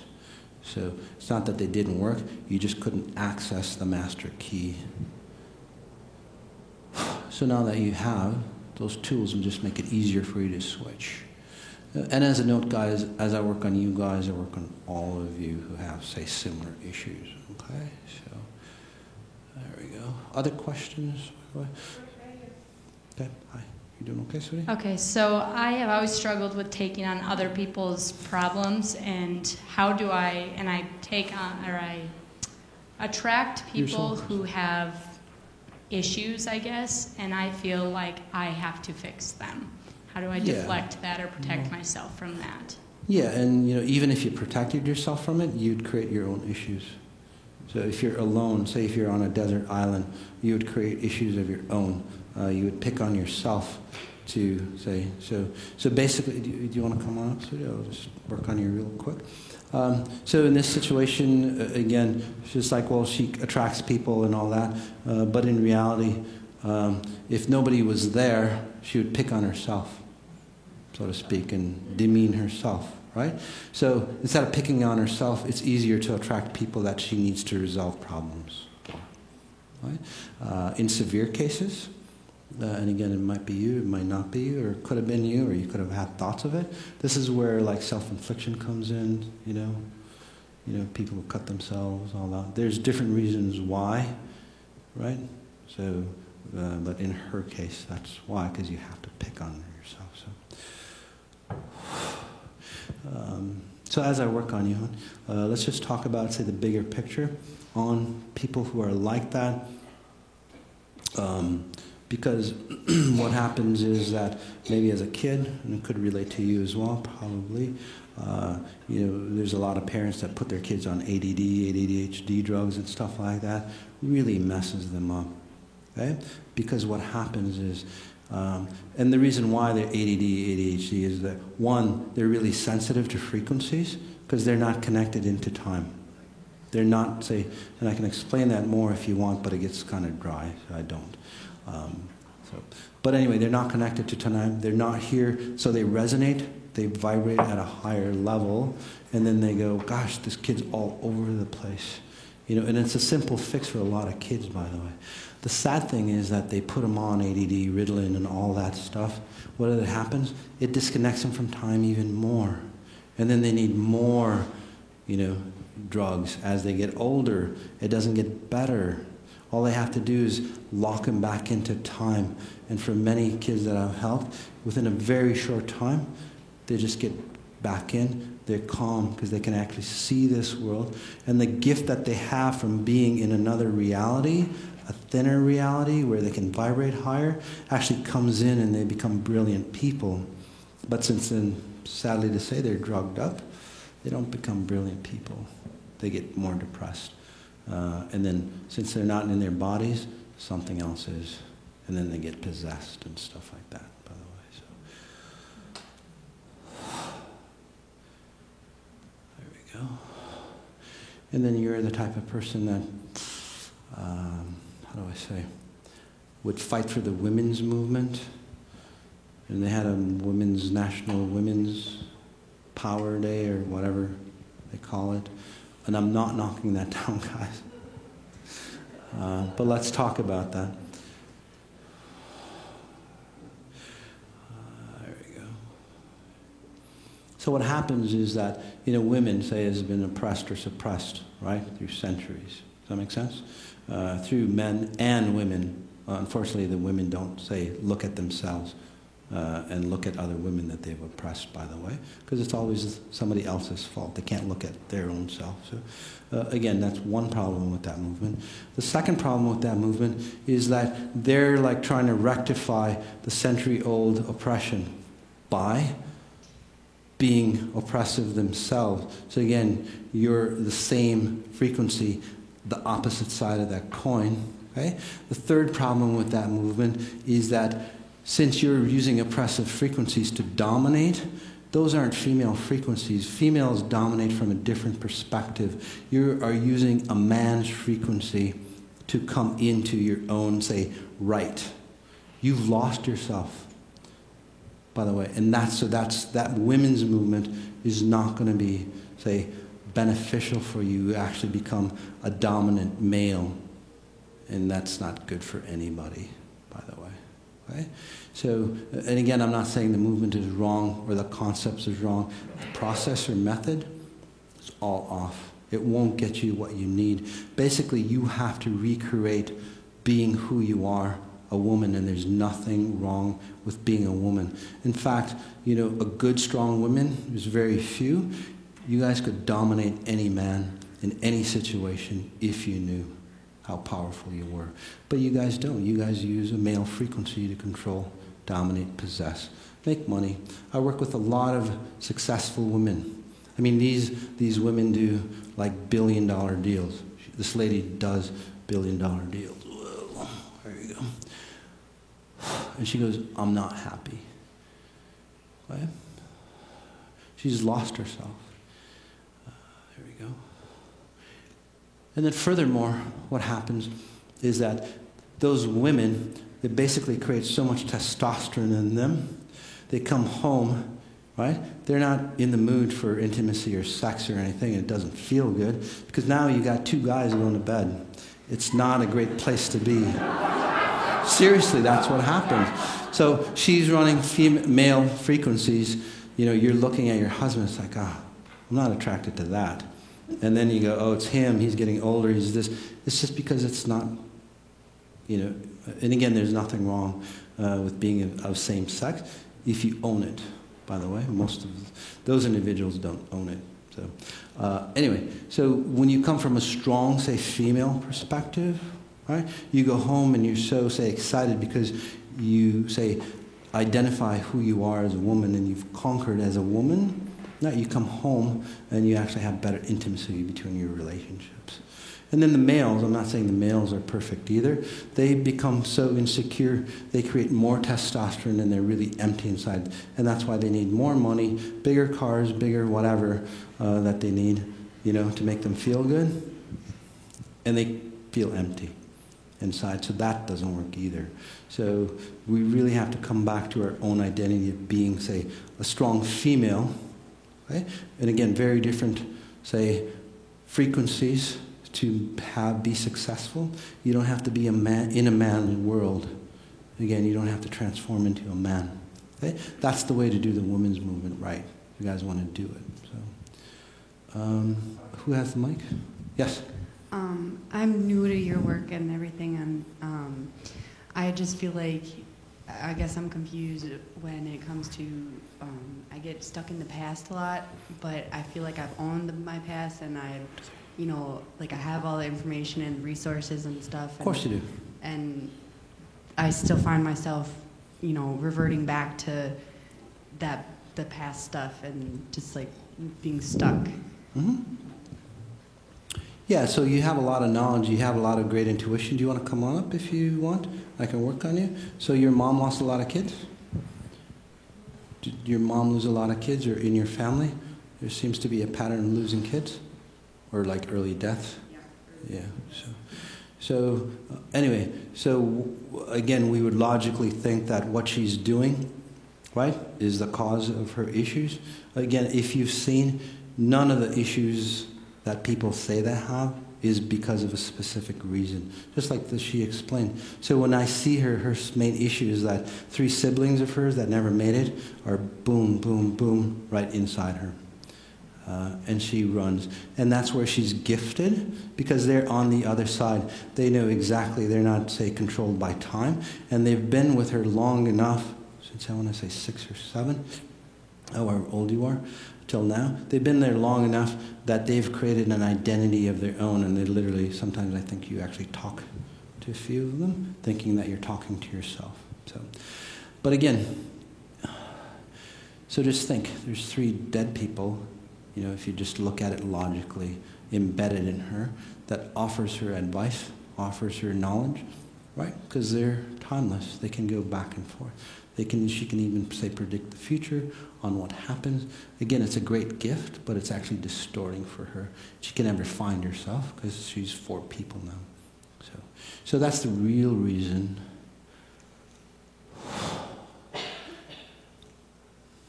So anyway, let's help them cross over. And let's figure out why there's so many young deaths or kids that don't make it in your family. Oh, well, that's why. It's like an honor type system to live in somebody else's body, because it probably benefited somebody, you know. It's like to have future vision. It's one way to do it, but it's not the most optimal way to do it, because she's running 4 systems, 1 battery. So she'll age a lot faster. So imagine your battery pack that you have on your phone doesn't last long anyway. Now you're running 4 phones on 1 battery pack, right? So she'll age faster. She'll deteriorate faster. Some of the issues that those kids died of, she'll say, and her bone structure, and again, I'm not a doctor, but more of a softer bone type structure, because some of those kids are still under puberty. So let's send them off. So do you guys understand that the reasoning that you use to solve your problems is not solving your problems? So that's why I always say, again, I can see things just right off. By the way, you guys, you see the exact same thing as I do. Okay? And you go, oh, no, you don't. You actually do. But you see it at an unconscious or subconscious level. Okay? So, for example, I see that somebody, say, runs patterns of abuse. It's just lit up. Okay? You would see that person, that same person, and subconsciously treat them, and you guys have all done it, right? In an abusive pattern, and you go, God, why was I so mean to that person? Well, why do you think? It just says, abuse me, abuse me. It's like sometimes they have this flashing lights, loud horn, abuse me, and then what do? You abuse them, right? If you go to another country where they don't even speak your language, they'll treat you the exact same way. Why does that happen? Because it's like past, say, the language barrier, right? If you go to another planet, by the way, some of you would get abducted by aliens. I was at an alien convention, okay? So, and these people were coming up and telling their abduction stories, which are quite fantastic. And they're going, wow, this alien abducted me, this happened. And I'm reading them, and I'm going, well, you'd get abused here on the surface of the earth. You don't have to get, abducted. So, again, the same pattern. You look at any person who's been abducted, and there's 1 or 2 of you here. Look at your patterns, by the way, for those individuals. You get abused here on earth. Aliens will treat you the same way, by the way, because it's your patterns that they're copying. By the way, that's how communication works. Are you okay? Mm-hmm. How are you feeling? How's your chest area? Yeah, so they're gone. They're very loving, by the way. They're like your friends. So just as a note, you might feel really, really lonely because the band of you, the 4 of you, including you, aren't together anymore. So you'll feel really lonely for a little bit, and then you'll come back into yourself. Okay? So, Hi. Hi. I'm curious how to keep progressing and tapping into higher consciousness. By not worrying about the past so much, for you specifically. And I can work on you, by the way. I don't know if you have nerve problems down your legs. Yeah, so again, all those things that I see, you guys see as well. I just for me, it's become so rote. It's like even before she talks, I can just see boom. And the knowledge that I get, or the information that I get, by the way, and I'll just work on your back issues and so on. Okay? Kind of runs in the family. So the knowledge that I get, say, transcends, what are some of the ways that people connect? Through voice, what do they call it? What do they call those when they're, I'm sorry, I can't. Yeah, clair audio, clair ascendant, clair all those things, right? So those are good in the beginning, But, if you have an off day, because those things are channeled through your emotional being, so if you're having a bad day, you're going to read that person wrong, and you think it's there. Because it goes through your emotional system, right? It goes through your, say, visual or your audio and all that. Okay? It's a lower level, again, frequency. Mine is always accurate because it transcends all emotional values. Okay? It's just that I just know. I read it. The first near death that I had, right? That storage space, right, where you review your life. Basically, I plug into that and just read it as you would read it or know your life. So it's very accurate. Sometimes people think I'm cold when I read you. You go, oh, your mom died, and I have no emotion. Because at those levels, there just really is no emotion. It's just logistics. Okay? And again, I just want to cover that. So basically, what were you asking? Sorry. Oh, higher consciousness. Yeah, so basically from here down, basically it's like this heavy weight that you pull in life. And that's why things move slower for you. Does that make sense to you in life? It's harder for you to get a job or move ahead where your friends and so on. It's like, well, look at them. They're already starting this. They already got this and that. But it's like, why are you so slower? That makes sense? It's not because your intelligence level or bad luck or anything. You literally are carrying a heavier weight, so time moves slower for you. So anyway, let's get rid of that for you, and then you'll see the higher consciousness that you're looking for. Because in reality, you're just looking, well, how can I be actually fulfilled and feel in time? Because in time will give you a higher consciousness. And then also your nerve type issues that you have. Again, not a doctor, but it just seems your family might have diabetes or a propensity of diabetes. And in your family, the diabetic type symptoms is like neuropathy and so on like that. So be mindful of that. Okay? I would highly suggest going into, say, a keto diet. Again, I'm just suggesting, take a look at it. So moving away from sugars and carbs and all that stuff, and again going towards, healthy fats and so on. So, there we go. How are you feeling, by the way? Let me help you. Let's go ahead and take a nice deep breath in, guys. Let's just get you into, say, that space of, or that sense of higher consciousness. If I can help you with that in just a second or two. Again, another deep breath in. We'll just count up from 0 to 10. Okay? With each step, disconnecting from time. And then going into that 99%, even if it's for just a brief second. So 0, 1, 2, 3, 4. As we disconnect from time, as we get even deeper, 5. And again, it's not you're escaping your body, you're sensing the higher self in you. 6. Some of you might feel expansive already. That's you feeling your spirit. Okay? 7.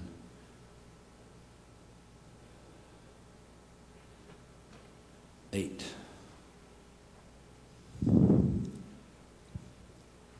9.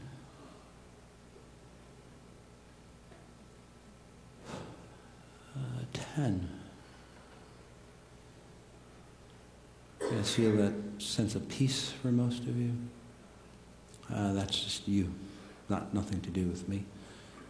That's the 99% that's always with you, always available. That's what you're looking for. Are you feeling that? Yeah, you'll see things move a lot faster, by the way.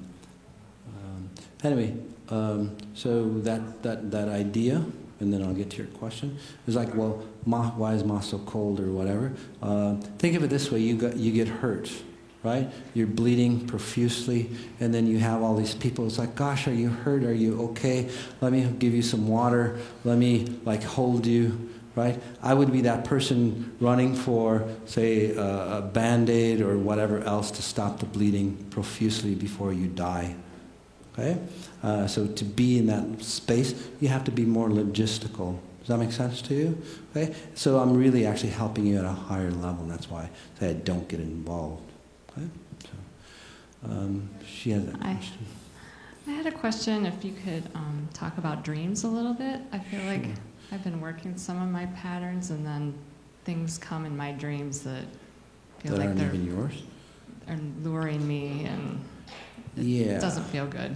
No, because like I said, they're not even yours. They come like they slip through like your rib almost, and just come through and infiltrate your mind. It seems like you might have opened yourself up to something. So you have a grid around you, and I can work on you if you'd like. So you know how the Earth has this blue space around it if you look from space? Okay? You kind of have that, say, shell around you. Okay? So somehow you've opened up, and again, it's kind of amazing how you've opened it up.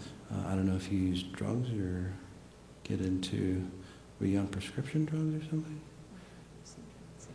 Okay. So whatever that is, again, whatever. So whatever, it's through use of something. Let's just say you get really thin. You go into a death. It's almost like you almost OD'd. That's what I want. It's like a near-death type space, right? You basically slip out of your body, and then you came back in, and you just left a little slit that's open, and that's why. As you say, you have dreams and so on, and that's why you crave dreams, because it's not you who craves dreams. It's basically whatever, say, controls you or wants to come into your body, and because the flesh, that's what spirit likes. Okay? It's like, yeah, have dreams, and then you're half awake, and then they slip into you, and then it's their patterns, and that's why it feels foreign to you. So anyway, let's close that up, push you into your own body in the right space. So when people have a near-death experience, and some of you, a good number of you have had that, what happens usually with near-death, or some of you had multiple near-death, you leave your body, or you start to leave your body, and then you weren't, say, trained or honed or groomed. You come back for some reason or another, and then you don't quite fit perfectly, and then it distorts you, even if you're off by a millisecond. Did that make sense to you? Right? Kind of put it in another way. You know how you take some intricately wrapped package that you buy, and you take it out of the package, you don't like it, you want to put it back, you can never get that packaging right? That's what it feels like, right? It bugs you, doesn't it? So those people who've had a near-death, it's like that. It bothers them to be in their body because it's uncomfortable. Does that make sense to you? That's why I say that 1, 2, 3, 4, 5. It's almost like 6, 7 near-deaths throughout time. You even, I say, duplicate other people that you've seen in pain and create a near-death on opportunity. Does that make sense to you? So it's more of it's like escape pattern. That's why you want to say have those dreams. But you don't have to escape. It's just push you back in, and then you can see, say, the beauty of this life. And this is where sometimes we go, well, this world is kind of heavy for us. I want to leave this world. It's not cool. Does that make sense? That's where all those things come from. Sadly to say, when you're like that, you attract friends that's not so friendly, but they'll suck up to you, and they'll take you into, say, great spaces, euphoric spaces. And this is like, hey, this is where you can feel, you can sense if you just let go of your body. And then what happens is that, well, you say commit suicide or drug overdose or whatever, they consume your spirit or your body. And they just take over. And that's called possession, by the way, in spiritual terms. It's just a takeover of a frequency. So, anyway, let's get rid of that. That's why, so you don't have those ideas and all that stuff. That's another thing, by the way. People who are on antidepressants and those kind of drugs, again, it's really a time distortion, a time disconnect for them. They live in another reality, and this reality feels really heavy for some reason or another, they live in another reality. They're disconnected, and that's why they don't feel connected. Fortunately, again, those drugs that they take, that disconnects them from reality even more. And that's why the side effects on those drugs, suicide, depression, why do you think that happens? Because, well, it's more of a separation of that time distortion that they have, right? It separates them even more, and that's that side effect. That's why. Not saying in all cases, but in a lot of cases, that's why those drugs are like that. Your husband is really sensitive too, so he'll actually see the difference in you. He'll see like you're actually here, which actually makes the relationship better. So, other questions? And at 9:30, guys, we have a meditation that we do with the world. I just have a question. Yes. I have been, relating to a lot of the things that you've been talking about with other people, and I'm like, oh, that's me, and I'm very sensitive. Yes. And I've known that for a while, but in the last year, I've really realized it on a deeper level. And yes. I'm having I've had a lot of health issues, medications, the ADHD thing, and also the depression. And I'm kind of I'm very spiritual. I feel like I'm kind of stuck, and I'm kind of waiting for something. Yeah. But I keep upsetting the people in my life because I challenge them. Right. I get mad when they don't act appropriately. So I don't know if you can give me any You've insight. worked with me before, right? Yeah. Yeah, Yep. so you're actually at a breaking point. Okay. So and let's just finish that off for you. Okay. So do you want to come up real quickly?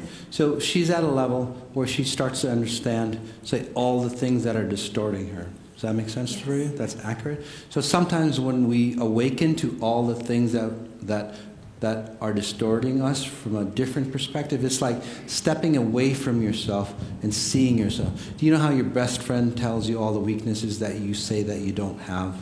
It's kind of like that, right? So now you're seeing yourself from a different perspective, and that's why it's a great pivotal time for you, because all those things that you thought were you are not you anymore.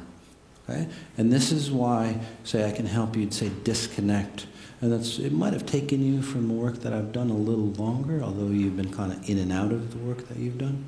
So if you did it consistently, it would have been a lot faster. But that's okay. Probably from fear. So you've gotten to the point where you're getting irritated with people more and vice versa, because the people who control you can't control you anymore. So they get irritated because they can't, say, suck the life out of you, basically. Okay? And you're the type of person that can create realities. So you would be that type of, say, medical student that starts to read about diseases, and then they'll create diseases in their body, although they have never been affected by the virus. So that's how strong of a, say, creator you are, but you're using your fantastic tools for not the best. So I'm disconnecting you from, say, that process, okay? Because you're ready for it. So your life will fall apart. Just be mindful of that. But you don't care anymore. Before, you used to care. So before, it's like, Mas, but I want to keep this, and I want to keep this person, and I want to do it this way. And now you're getting to hell. Just do whatever that needs to happen. Again, it's not my paradigm. It's your spirit's paradigm, which is good. You go, let's just get rid of it. So that's why it makes it easier for you. By the way, once your spirit awakens, like I said, the shortest path possible. It doesn't care about you. It doesn't care about anything else. I stress that, okay? Because some of us have this ego, especially people who have been successful or they have high intuitive values. They know, say, something, right? Or they've created success around, say, intelligence and so on. It's like, well, I'm going to do it this way, and your spirit goes, hell no. Wrong, you know? Because it breaks down the ego.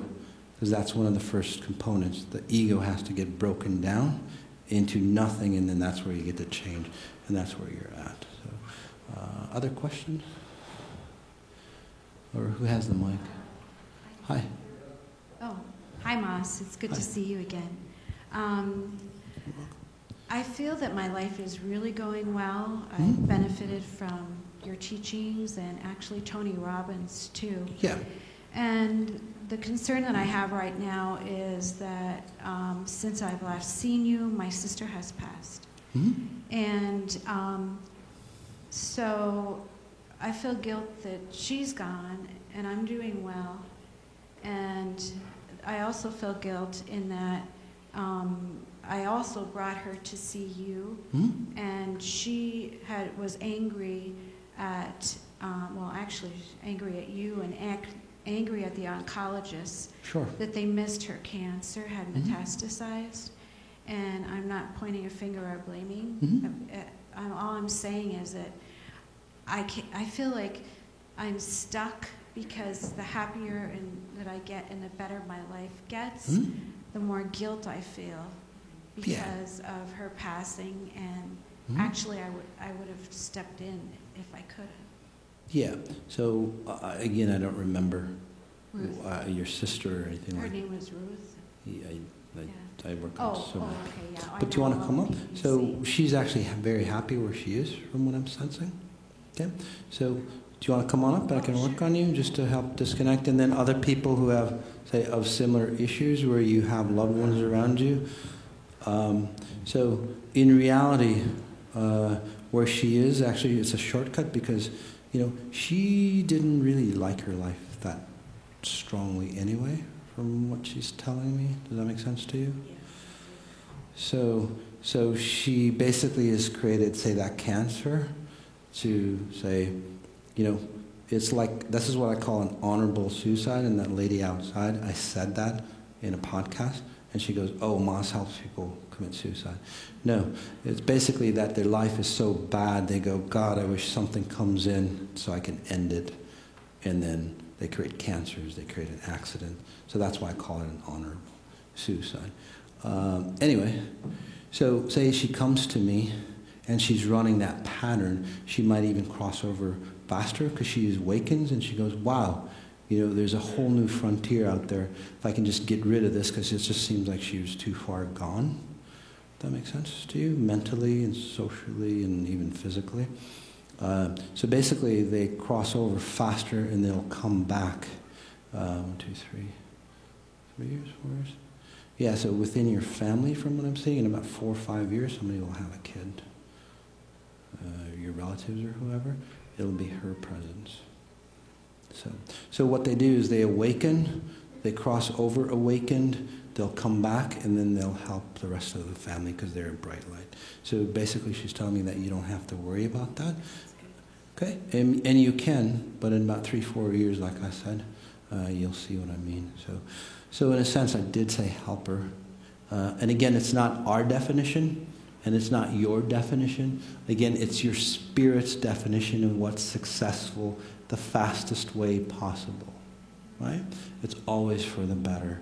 And for you, that's the old pattern of your family. You have to suffer because the whole world is suffering, and you can't say accept. By the way, that's the worst. That's a worse place to be. Okay? One, you're not honoring the gifts that you have, that you've been given. This is your definitions, religious definitions, society's definitions. It's not even mine. So practice the definitions. It'll actually be better for you. Right? If God has given you these gifts and you're not using it, what does it say in the Bible, the Quran, the Torah, the spiritual? It'll be taken away from you. It's straight out from your books, your definition. Right? So why would you not do that? Right? You don't have to suffer, by the way. And that's another definition for you.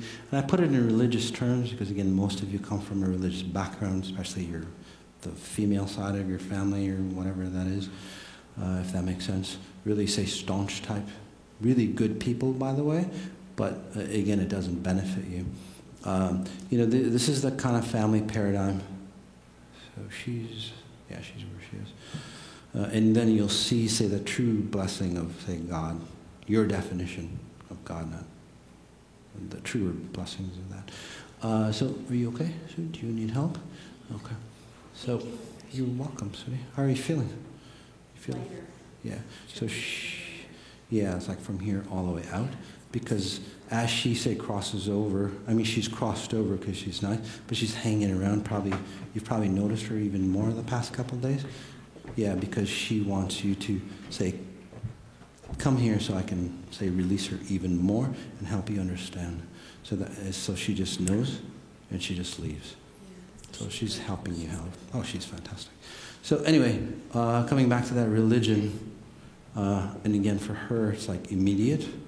Coming back to the religion, most of you guys suffer in specific religions because you thought, say, the creator of that religion, can you just dial me in?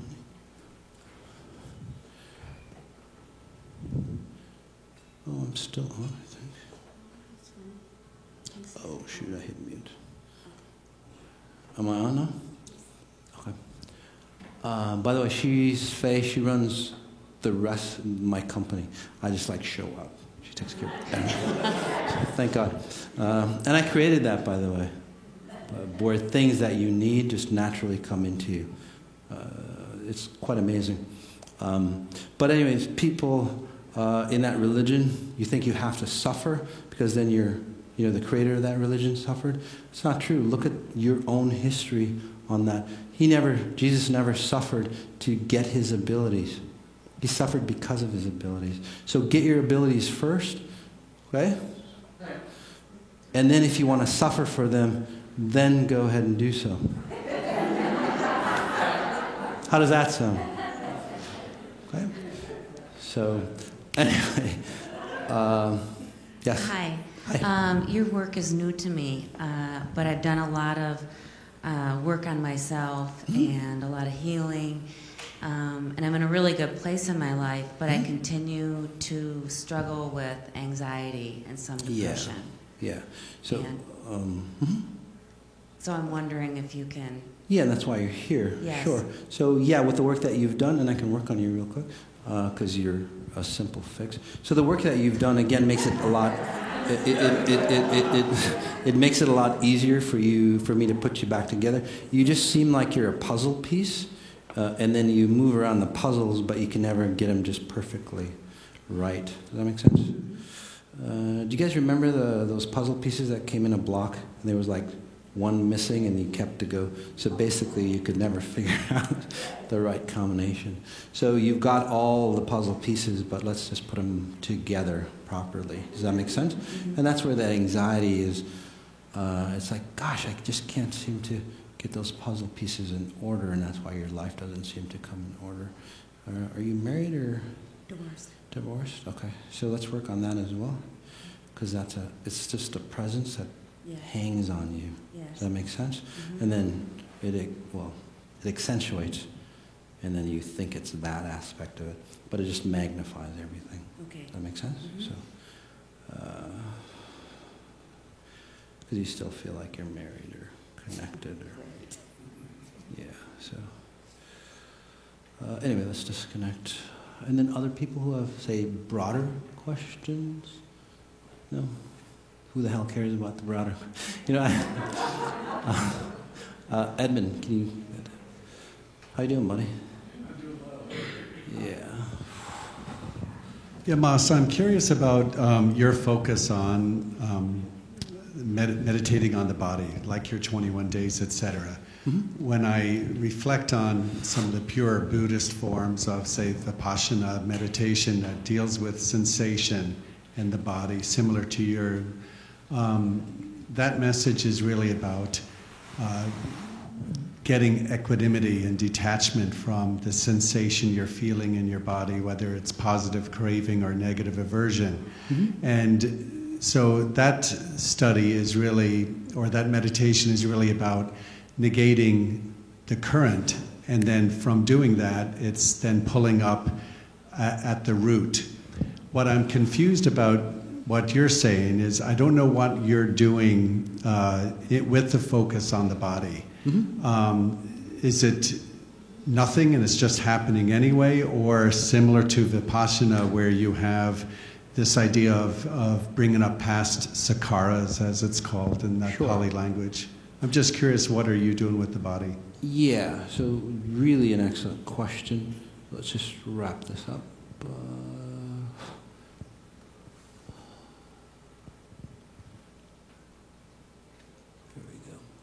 So it's kind of like the Rubik's Cube for you. You know how sometimes it takes people, I don't know, a long time, like my son up there. He can actually do it in a couple minutes if you figure it out, the logistics. So just helping you put yourself back together properly.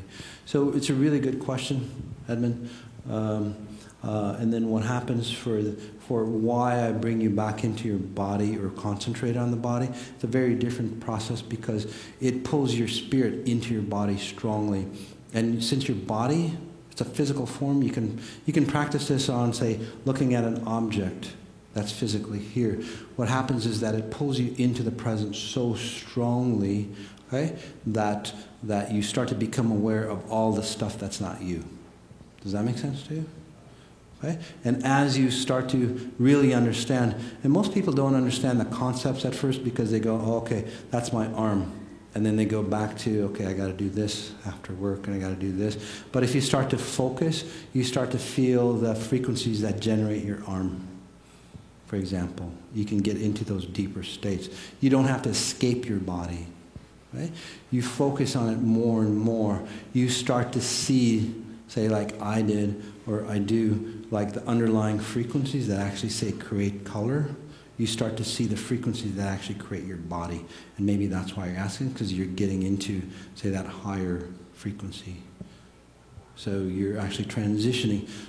So you're transitioning out of the, and I don't want to call it old knowledge, but the knowledge that you have into a higher form of, say, accessing your body. Okay? And then once you do that, people who have ascended to that level, you literally get to feel the frequencies that generate your body. Okay? Because then that's where you get to see your spirit form through a physical, say, representation of it. And that's where you see, again, the beauty and grace of your body. And then that's where healings occur. That's where instantaneous, say, life transformations occur. We're not at that level. Because even what I do now, sometimes it's like, wow, that's really freaking. It scares a lot of people. What if I could help people, say, grow an arm or whatever? You know, we can get to that point. So, does that make sense to you? Did that answer all the questions? So it's about pulling you into the present moment. When you come into the present moment strongly, it shines a flashlight on all the shadows, distortions that you're not. You clean that out, and then your body becomes a sacred space. Okay? That's what that is. Your process is the other way around. So you forget all, which is actually a good practice for a bit, but you forget all your sensations, emotionless, right? Does that make sense to you? That's what you do, which is cool, but I do it the other way, where you feel your body and you get emotionless because you just see things that's not you. So it's the same thing. It's actually a faster process my way, so, from what I've seen. Other questions? Yes. Hi. Hi. I got here kind of in a strange little fun way, and so I don't really have a question. I keep wanting to ask one, so here I am. I think you just wanted me to work on you. Maybe, yeah. Yeah, do you want to come on up, sweetie? Sure. Just say so, I mean, gosh. And anybody else that has a broad-based question as I work on her? Do you have I wonder if you could work on my son. I'm very concerned about him. And when you talked about ADD medicine, he's 22, and he was on ADD medicine. Yeah, so sure. Again, I can work on anybody through anybody. And the way that works is like the way network computers work, right? The way you access. So it's like, and they call it jumps, you know, on like servers. You go from one server to another to another. So basically, it's I go from your server, access his server.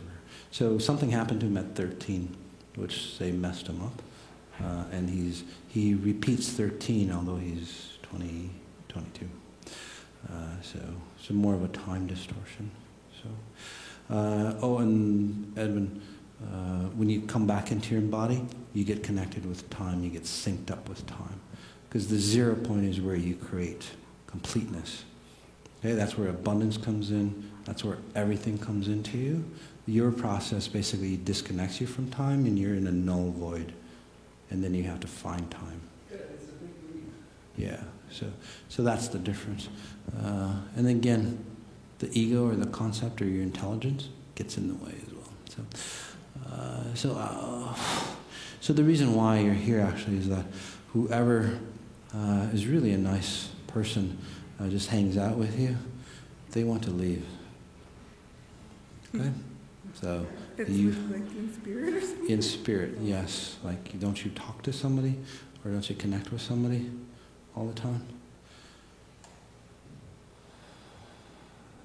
Is there somebody around you all the time? Did you have friends when you were younger? Imaginary friends, let's say. Huh? You didn't have imaginary friends? You didn't sense things when you were younger? You sense things now? Okay, so when you were younger, you would get into, say, realities, right? Or escape into realities or fantasy lands or whatever. Does that make sense to you? Or you used to dream up things? Does that make sense to you? Some people do it so often they don't remember what's real and what's in this reality. So anyway, so sometimes when we have imaginary friends when we're young, that makes sense? They're not so imaginary. So they just like hang out with you. So anyway, whether you believe me or not, the bottom line is having, say, a change, right? So anyway, let's help them release, okay? You have this fairy tale type thing to you. So it's not an imaginary human friend, it's like a, what are they called? Little fairies? What's that pixie, like the Disney cartoon? Tinkerbell type feel. Doesn't she have that Tinkerbell type? So there's a frequency out there, or reality out there. I don't know if you guys watch Rick and Morty or The Strange World, but there are realities that say Tinkerbell type frequencies, or the butterfly type frequencies that she feels. She's actually, say, running one of those. They want to go back home. So, and again, whether you believe them or not, doesn't matter.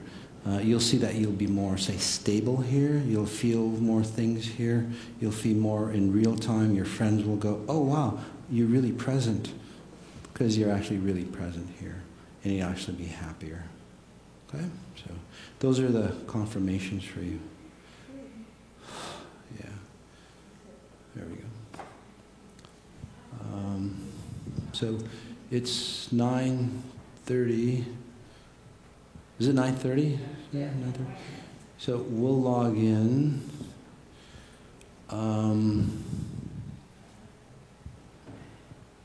Alina was 21:20. So 4 minutes. So I'm on line 2 though. I guess I can just merge the call. Yeah, I'll just merge the call. Right? Yeah, we'll do that. So in about a couple minutes, guys, we'll connect with. I think overall maybe 700-800 people throughout the world that meditate with me, so it creates a lot of power and momentum. If you're new to the 21 days, what I do is like twice a day, you can connect live with me, or it's a recording if you can't connect live. And you can meditate with me, and then every day in real time, I work on you guys as a group and then subgroups. Okay, and that's where a lot of, say, the magical changes, if you go to the website and stuff, happen to people. Okay? Very fast, very efficient. Yeah, I'll just merge the call. So other questions? Or she has... Yes, hi, sweet. Hi, Mas, thanks. As I listen to you, it's so great, because I love to feel the expansion of where you go and what you work with. I do a lot of work with people, and for the most part feel really quite good. But I'm wondering if you could answer the question of like how one could edit themselves, and especially like periodically I'll feel some intrusion in some company that is not, in resonance with me, or yeah. So is there something that you would say to us in general that would be useful, and anything that you could see if I need some work? Right. So for you, and again, I've worked on it before. You're brand new? Oh, I help out here at Lake Harriet, but I've not been working. Okay. You seem like you've been here before or something. I've been here before. Yeah, okay. Well, you seem awakened. So basically, what I'm helping you do, here we go. So what I'm helping you do is go to a higher level, because you're more of a mechanical or physical world experience, if you want to come up real quick. So you're ready, and maybe that's why you're here if you're new to me. So you've done a great job, but then there's a higher level, say modality, that you're getting into. By the way, I don't, for the 21 days, guys, welcome. And we'll just, I'm here at the Lake Harriet Spiritual Center. Okay, so we'll just start the 21 days in just a second or two. So for you, there we go. So we have, say, a physical, say again, she works at the, say the physical frequencies, okay? And it's good. She's really an expert at it. But then, say there's a higher level frequency. So, and that's why I say I don't have a modality. I don't teach you anything new. So you can practice psychology, Western medicine, surgeries, whatever she does, all that. I don't teach you anything new, but I teach you what you're doing in a truer, more brilliant light. Again, a deeper frequency of how that modality got created. Okay? And once you understand that, your modality actually is more impactful on the people that you work with. So, and then once you understand that and get really good, you don't need a modality. You don't need acupressure, all that stuff. You can get to the point where you can just be. Because if you've noticed, I don't really practice a modality. I just am. And it just, say, forces you to pull yourself into a present state so strongly that you go, wow, there's a lot of distortion around me. That's all I do, really. I bring you into the present moment so strongly that you go, all this stuff around me is not me. Okay? So you're just going into that higher space. And for you, you just go into that higher space pretty much next couple of days. For those doing the 21 days, guys, if you guys want to stand up, whether you're here or whether you're online. Got a lovely group of people here at Minneapolis.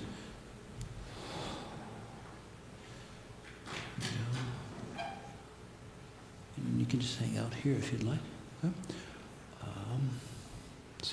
So let's go ahead and take a nice, strong, deep breath in, just noticing where you are, noticing the space around you. We'll go deeper in to, say, your identity of who you are. Okay? And it's all about space and time, so we'll learn about space and time. Okay, and why it's so important. As we take another strong breath in again.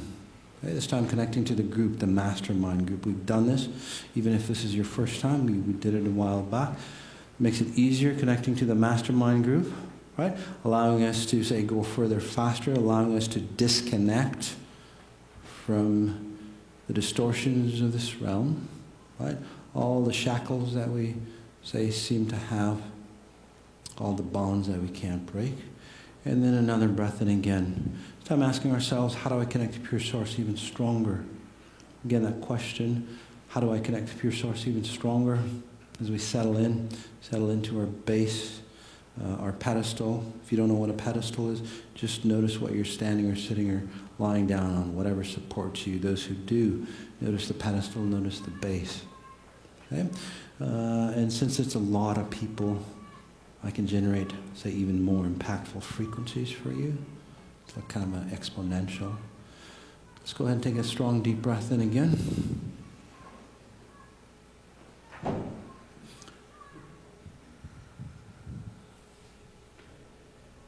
Just noticing where you are, noticing the space around you.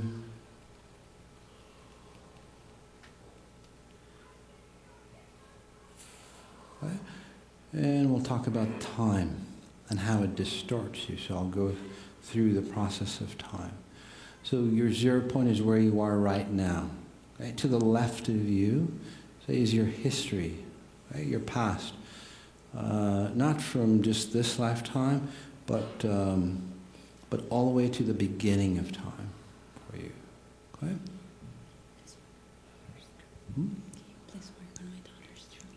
Sure. 2, 3. Yeah. Okay. Strong deep breath in again. To ask ourselves, how do I connect to pure source even stronger? You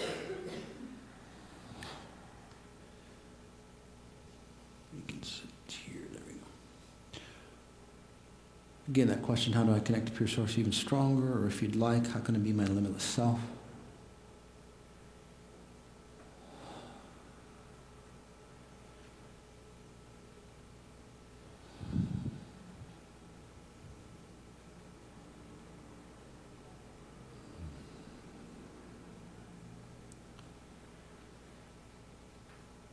Just noticing where you are. Again, the 0 point right here, right now. Okay? To the left of you is your history, then all the way to the origination of time. To the right of you, not quite written yet. Okay?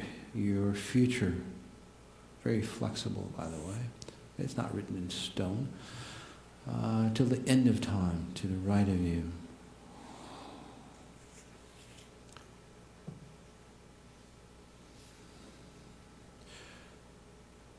Okay, again, your future is dependent on where you are.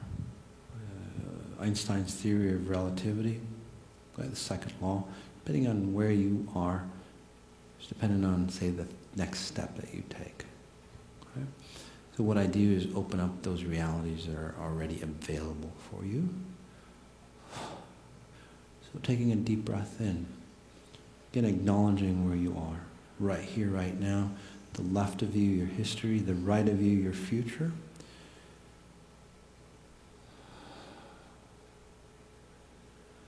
And then in front of you, behind you, above you, below you,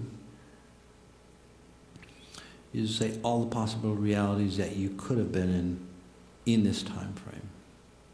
Right? So say in this hour or so. You could have been at home, you could have been at somewhere else, you could have been at a restaurant, whatever. In this reality, right?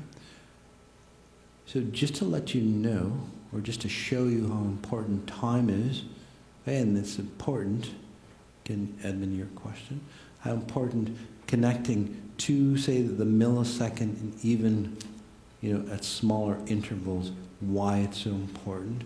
I'll take you in and out of time. Does that sound fair? For most of you, you'll feel that, whether you're here or whether you're online, right? So strong deep breath in. Some of you who are time sensitive, you'll feel it even more.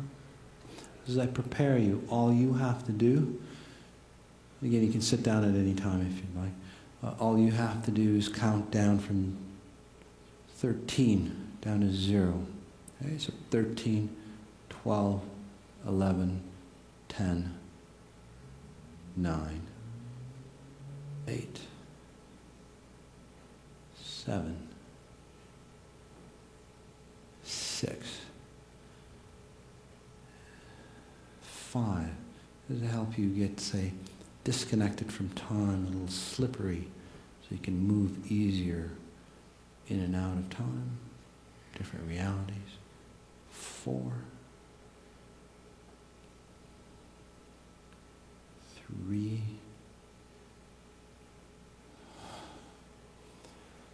2,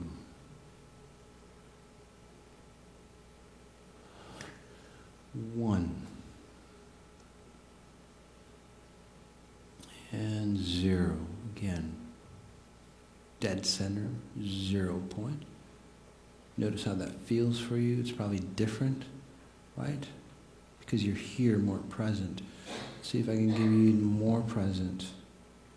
Some of you might feel the weight of all the distortions that you're carrying because you're so present. It's like becoming aware of what's burdening you, right? All you have to do is just stay in this space. Be mindful of what's in front, behind, above, below, to the left, to the right. Let's just take Just take a moment. And although it's this time frame, just push you into another reality, backwards, let's say.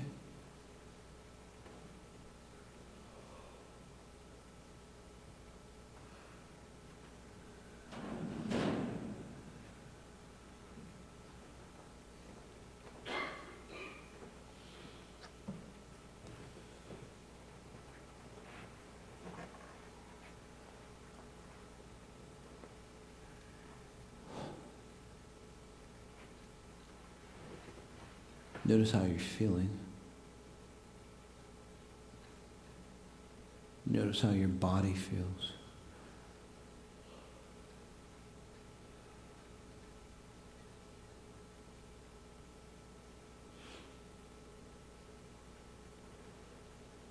Strong deep breath in. Let's push you again below you where you are. Again, it's not hell. It's just a different coordinate. Okay? Let's disconnect you even more, not just a little bit, but say body's length. So you're off by body's length.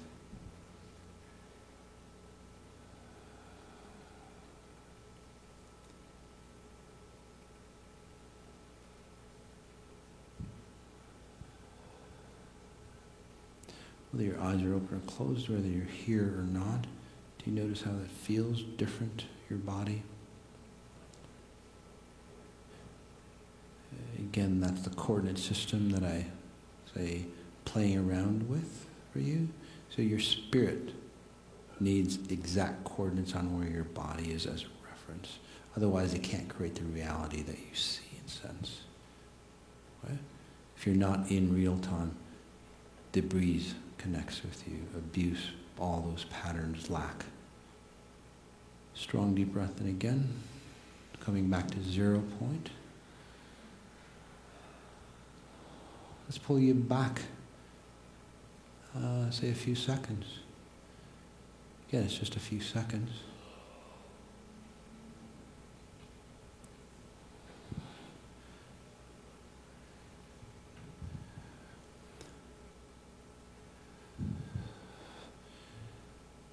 Again, notice how that feels for you.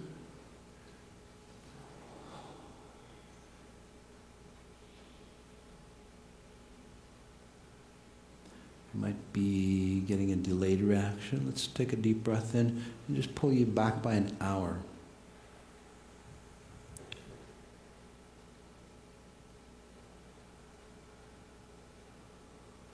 Pull you back by, say, 24 hours, like a full day. And most of you might sense it, feel it from what I'm saying.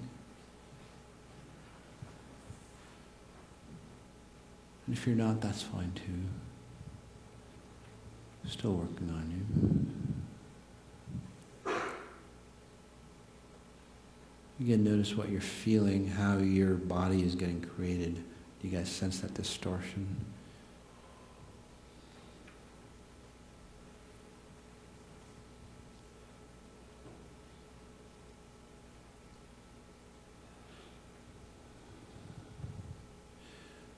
Go ahead and take a deep breath in, come back to our 0 point.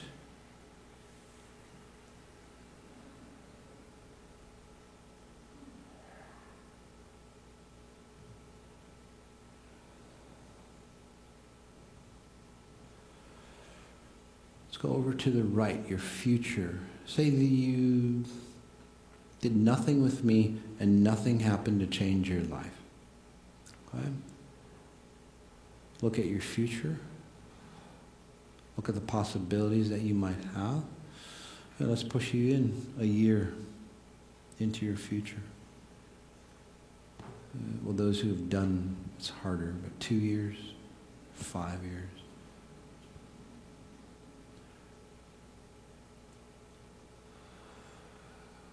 And then pulling back to 0 point.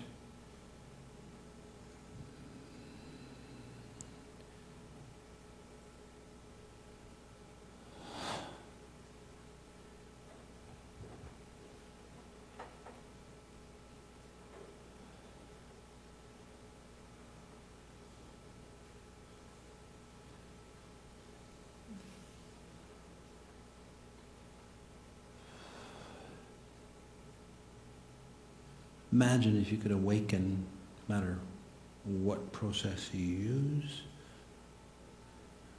You get to see yourself for who you are, the 99% for who you are. Take a look at the right. Notice your future. Perhaps a lot of different opportunities for you.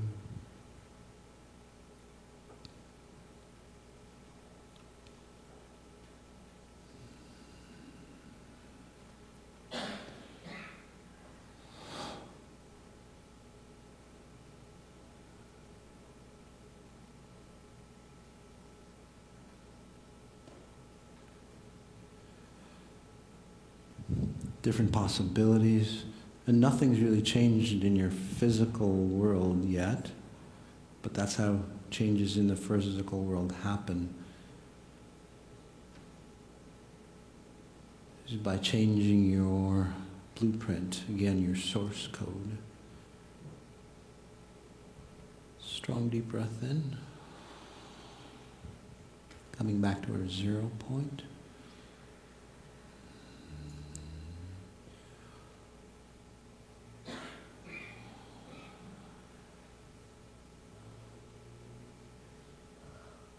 So we exhale.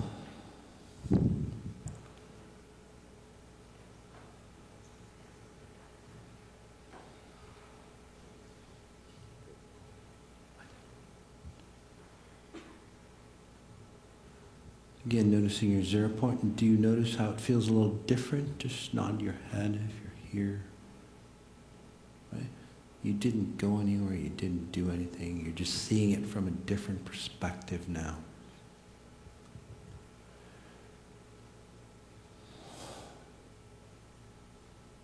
Wonderful breath in. Let's go up.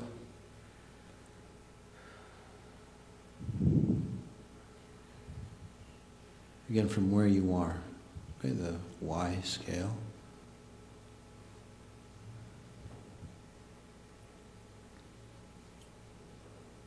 Whether it's a few inches, a few feet, even higher. Notice how your point of reference changes. Notice how you create.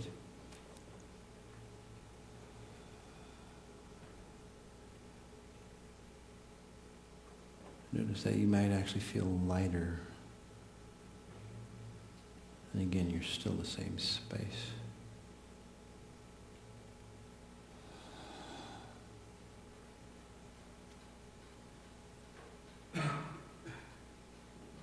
As it continue to work on you, you can play around on your own. Again, it'll guide you to keep you safe, especially for those who get distorted by time. So you can bring, this is where astral travel, this is where a lot of things can happen. This is where future vision, new ideas, new inventions, going into different realities, different dimensions, right? If you can master being present.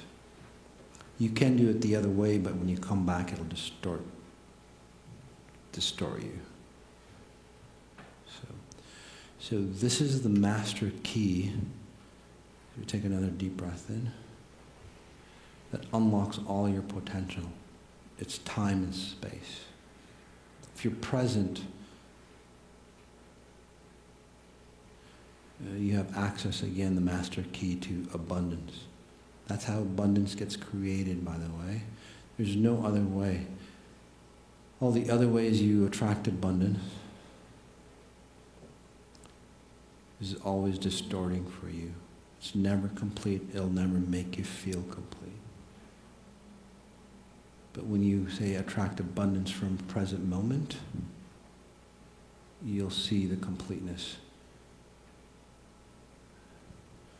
Again, whether you need a new Lamborghini every month or $1 million every month, doesn't matter. It's all complete. It's always win-win. It never destroys. Never corrupts, never abuses anybody, anything, employees, environments, societies, nothing. Because you're creating from your natural state.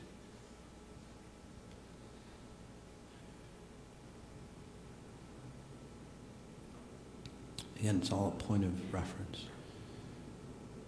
Just take another deep breath in as I continue to work on you.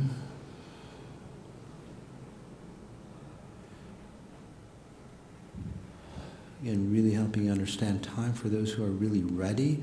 For those who are distorted by time, you'll get distorted a little bit more as you get locked into time, and I'll just do that for you. Okay? So for that group that gets distorted by time, you're locked in, you can't move until you're comfortable.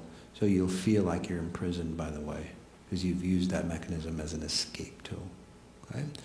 For those who are ready, and you'll actually say, understand exactly the coordinates where you are, and then you can say escape time and bring back knowledge, information, abundance, whatever it is, inventions. Okay? So either way.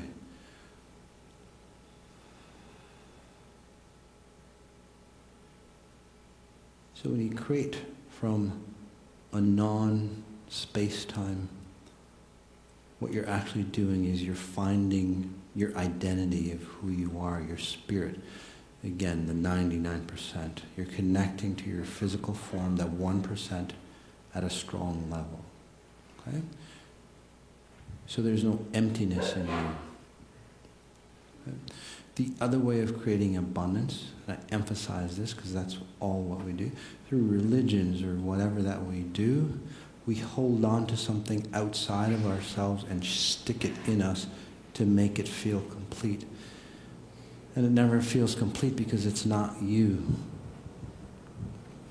And that's why no matter how much money you have, how much success you have, how much whatever that you have, how much love that you have, it'll distort you.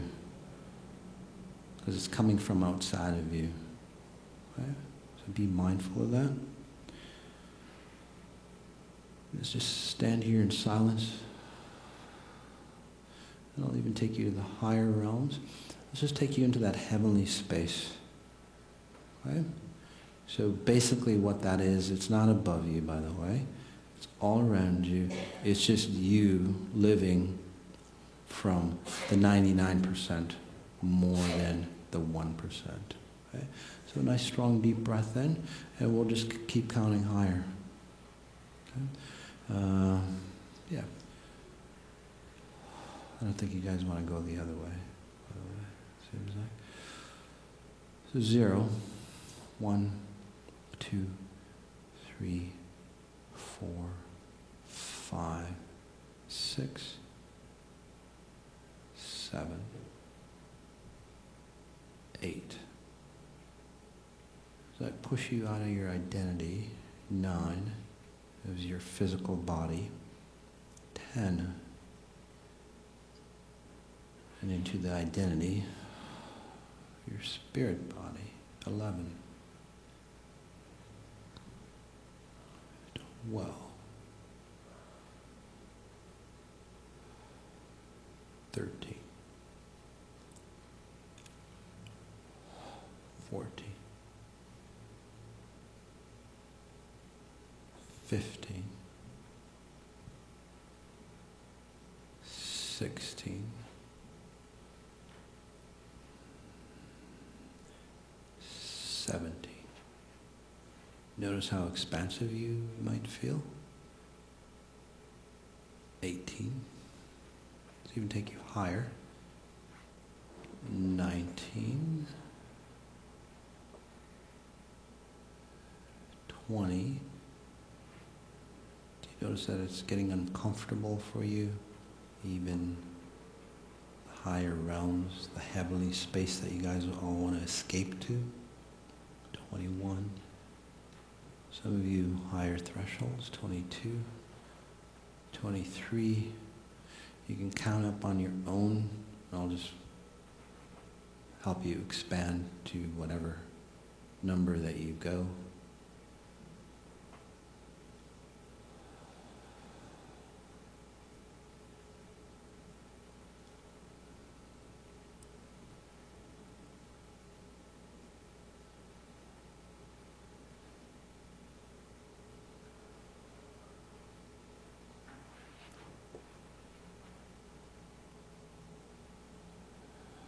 Again, overall, notice the higher realms that you go.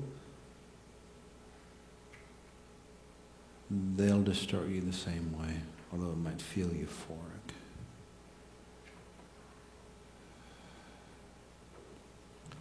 So take a deep breath in, just coming back to, say, your normal state. Just notice how that feels. Even that exercise will help you remove, say, the toxins, the shadows, the distortions that live inside you now that you're in that higher space. Right? So, and again, I did not touch you, but it's all a frequency. I have access to, say, how you get created. Basically, I have admin level access. You have to have a lot of trust, by the way, to access anybody. So, the way I do. Okay? So for those guys who can be here, I'll just leave you online. For those of us that need to disconnect, go ahead and do so, and you guys can kick back, relax. So, and you can sit down if you'd like. So, just closing up, guys. Again, now do you guys see, say, how time functions work? If you play around with it, that's the best way to create any level of abundance. And some of you go, well, I need to pay the next month's rent, or I need to take care of it. That's totally fine. If you can master this, those things will effortlessly be taken care of. It really will. It's been proven. I helped tens of thousands of people. You guys think, well, I still need to pay my rent. Again, if you do this, okay, you'll see that ways that you never thought of, you'll be taken care of, because your spirit comes in and it will never distort you. It would never let you live in the squalor that most of us live in. Even if you live in a $1 billion home, if it's distorting you, you would never live in that squalor. By the way, wealthy people, poor people, it's the same exact coin, the different sides. Okay? Both levels will distort you if you're not awakened.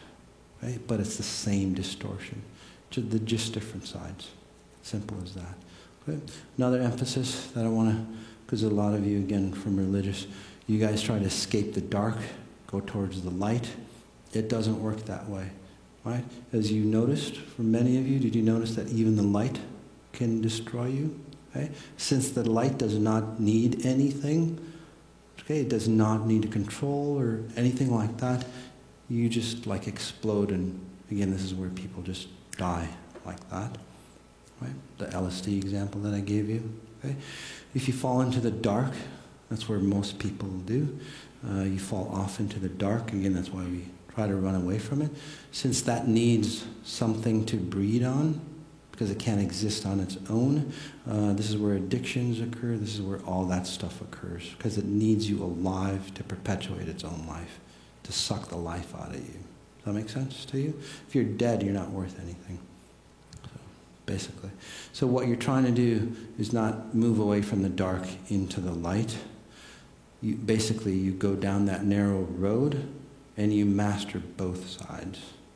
And that's where you come complete. And then that's where you become, say, the master of this domain. And when you do, you can awaken to the spirit level where there is no light and dark. You just are. Okay?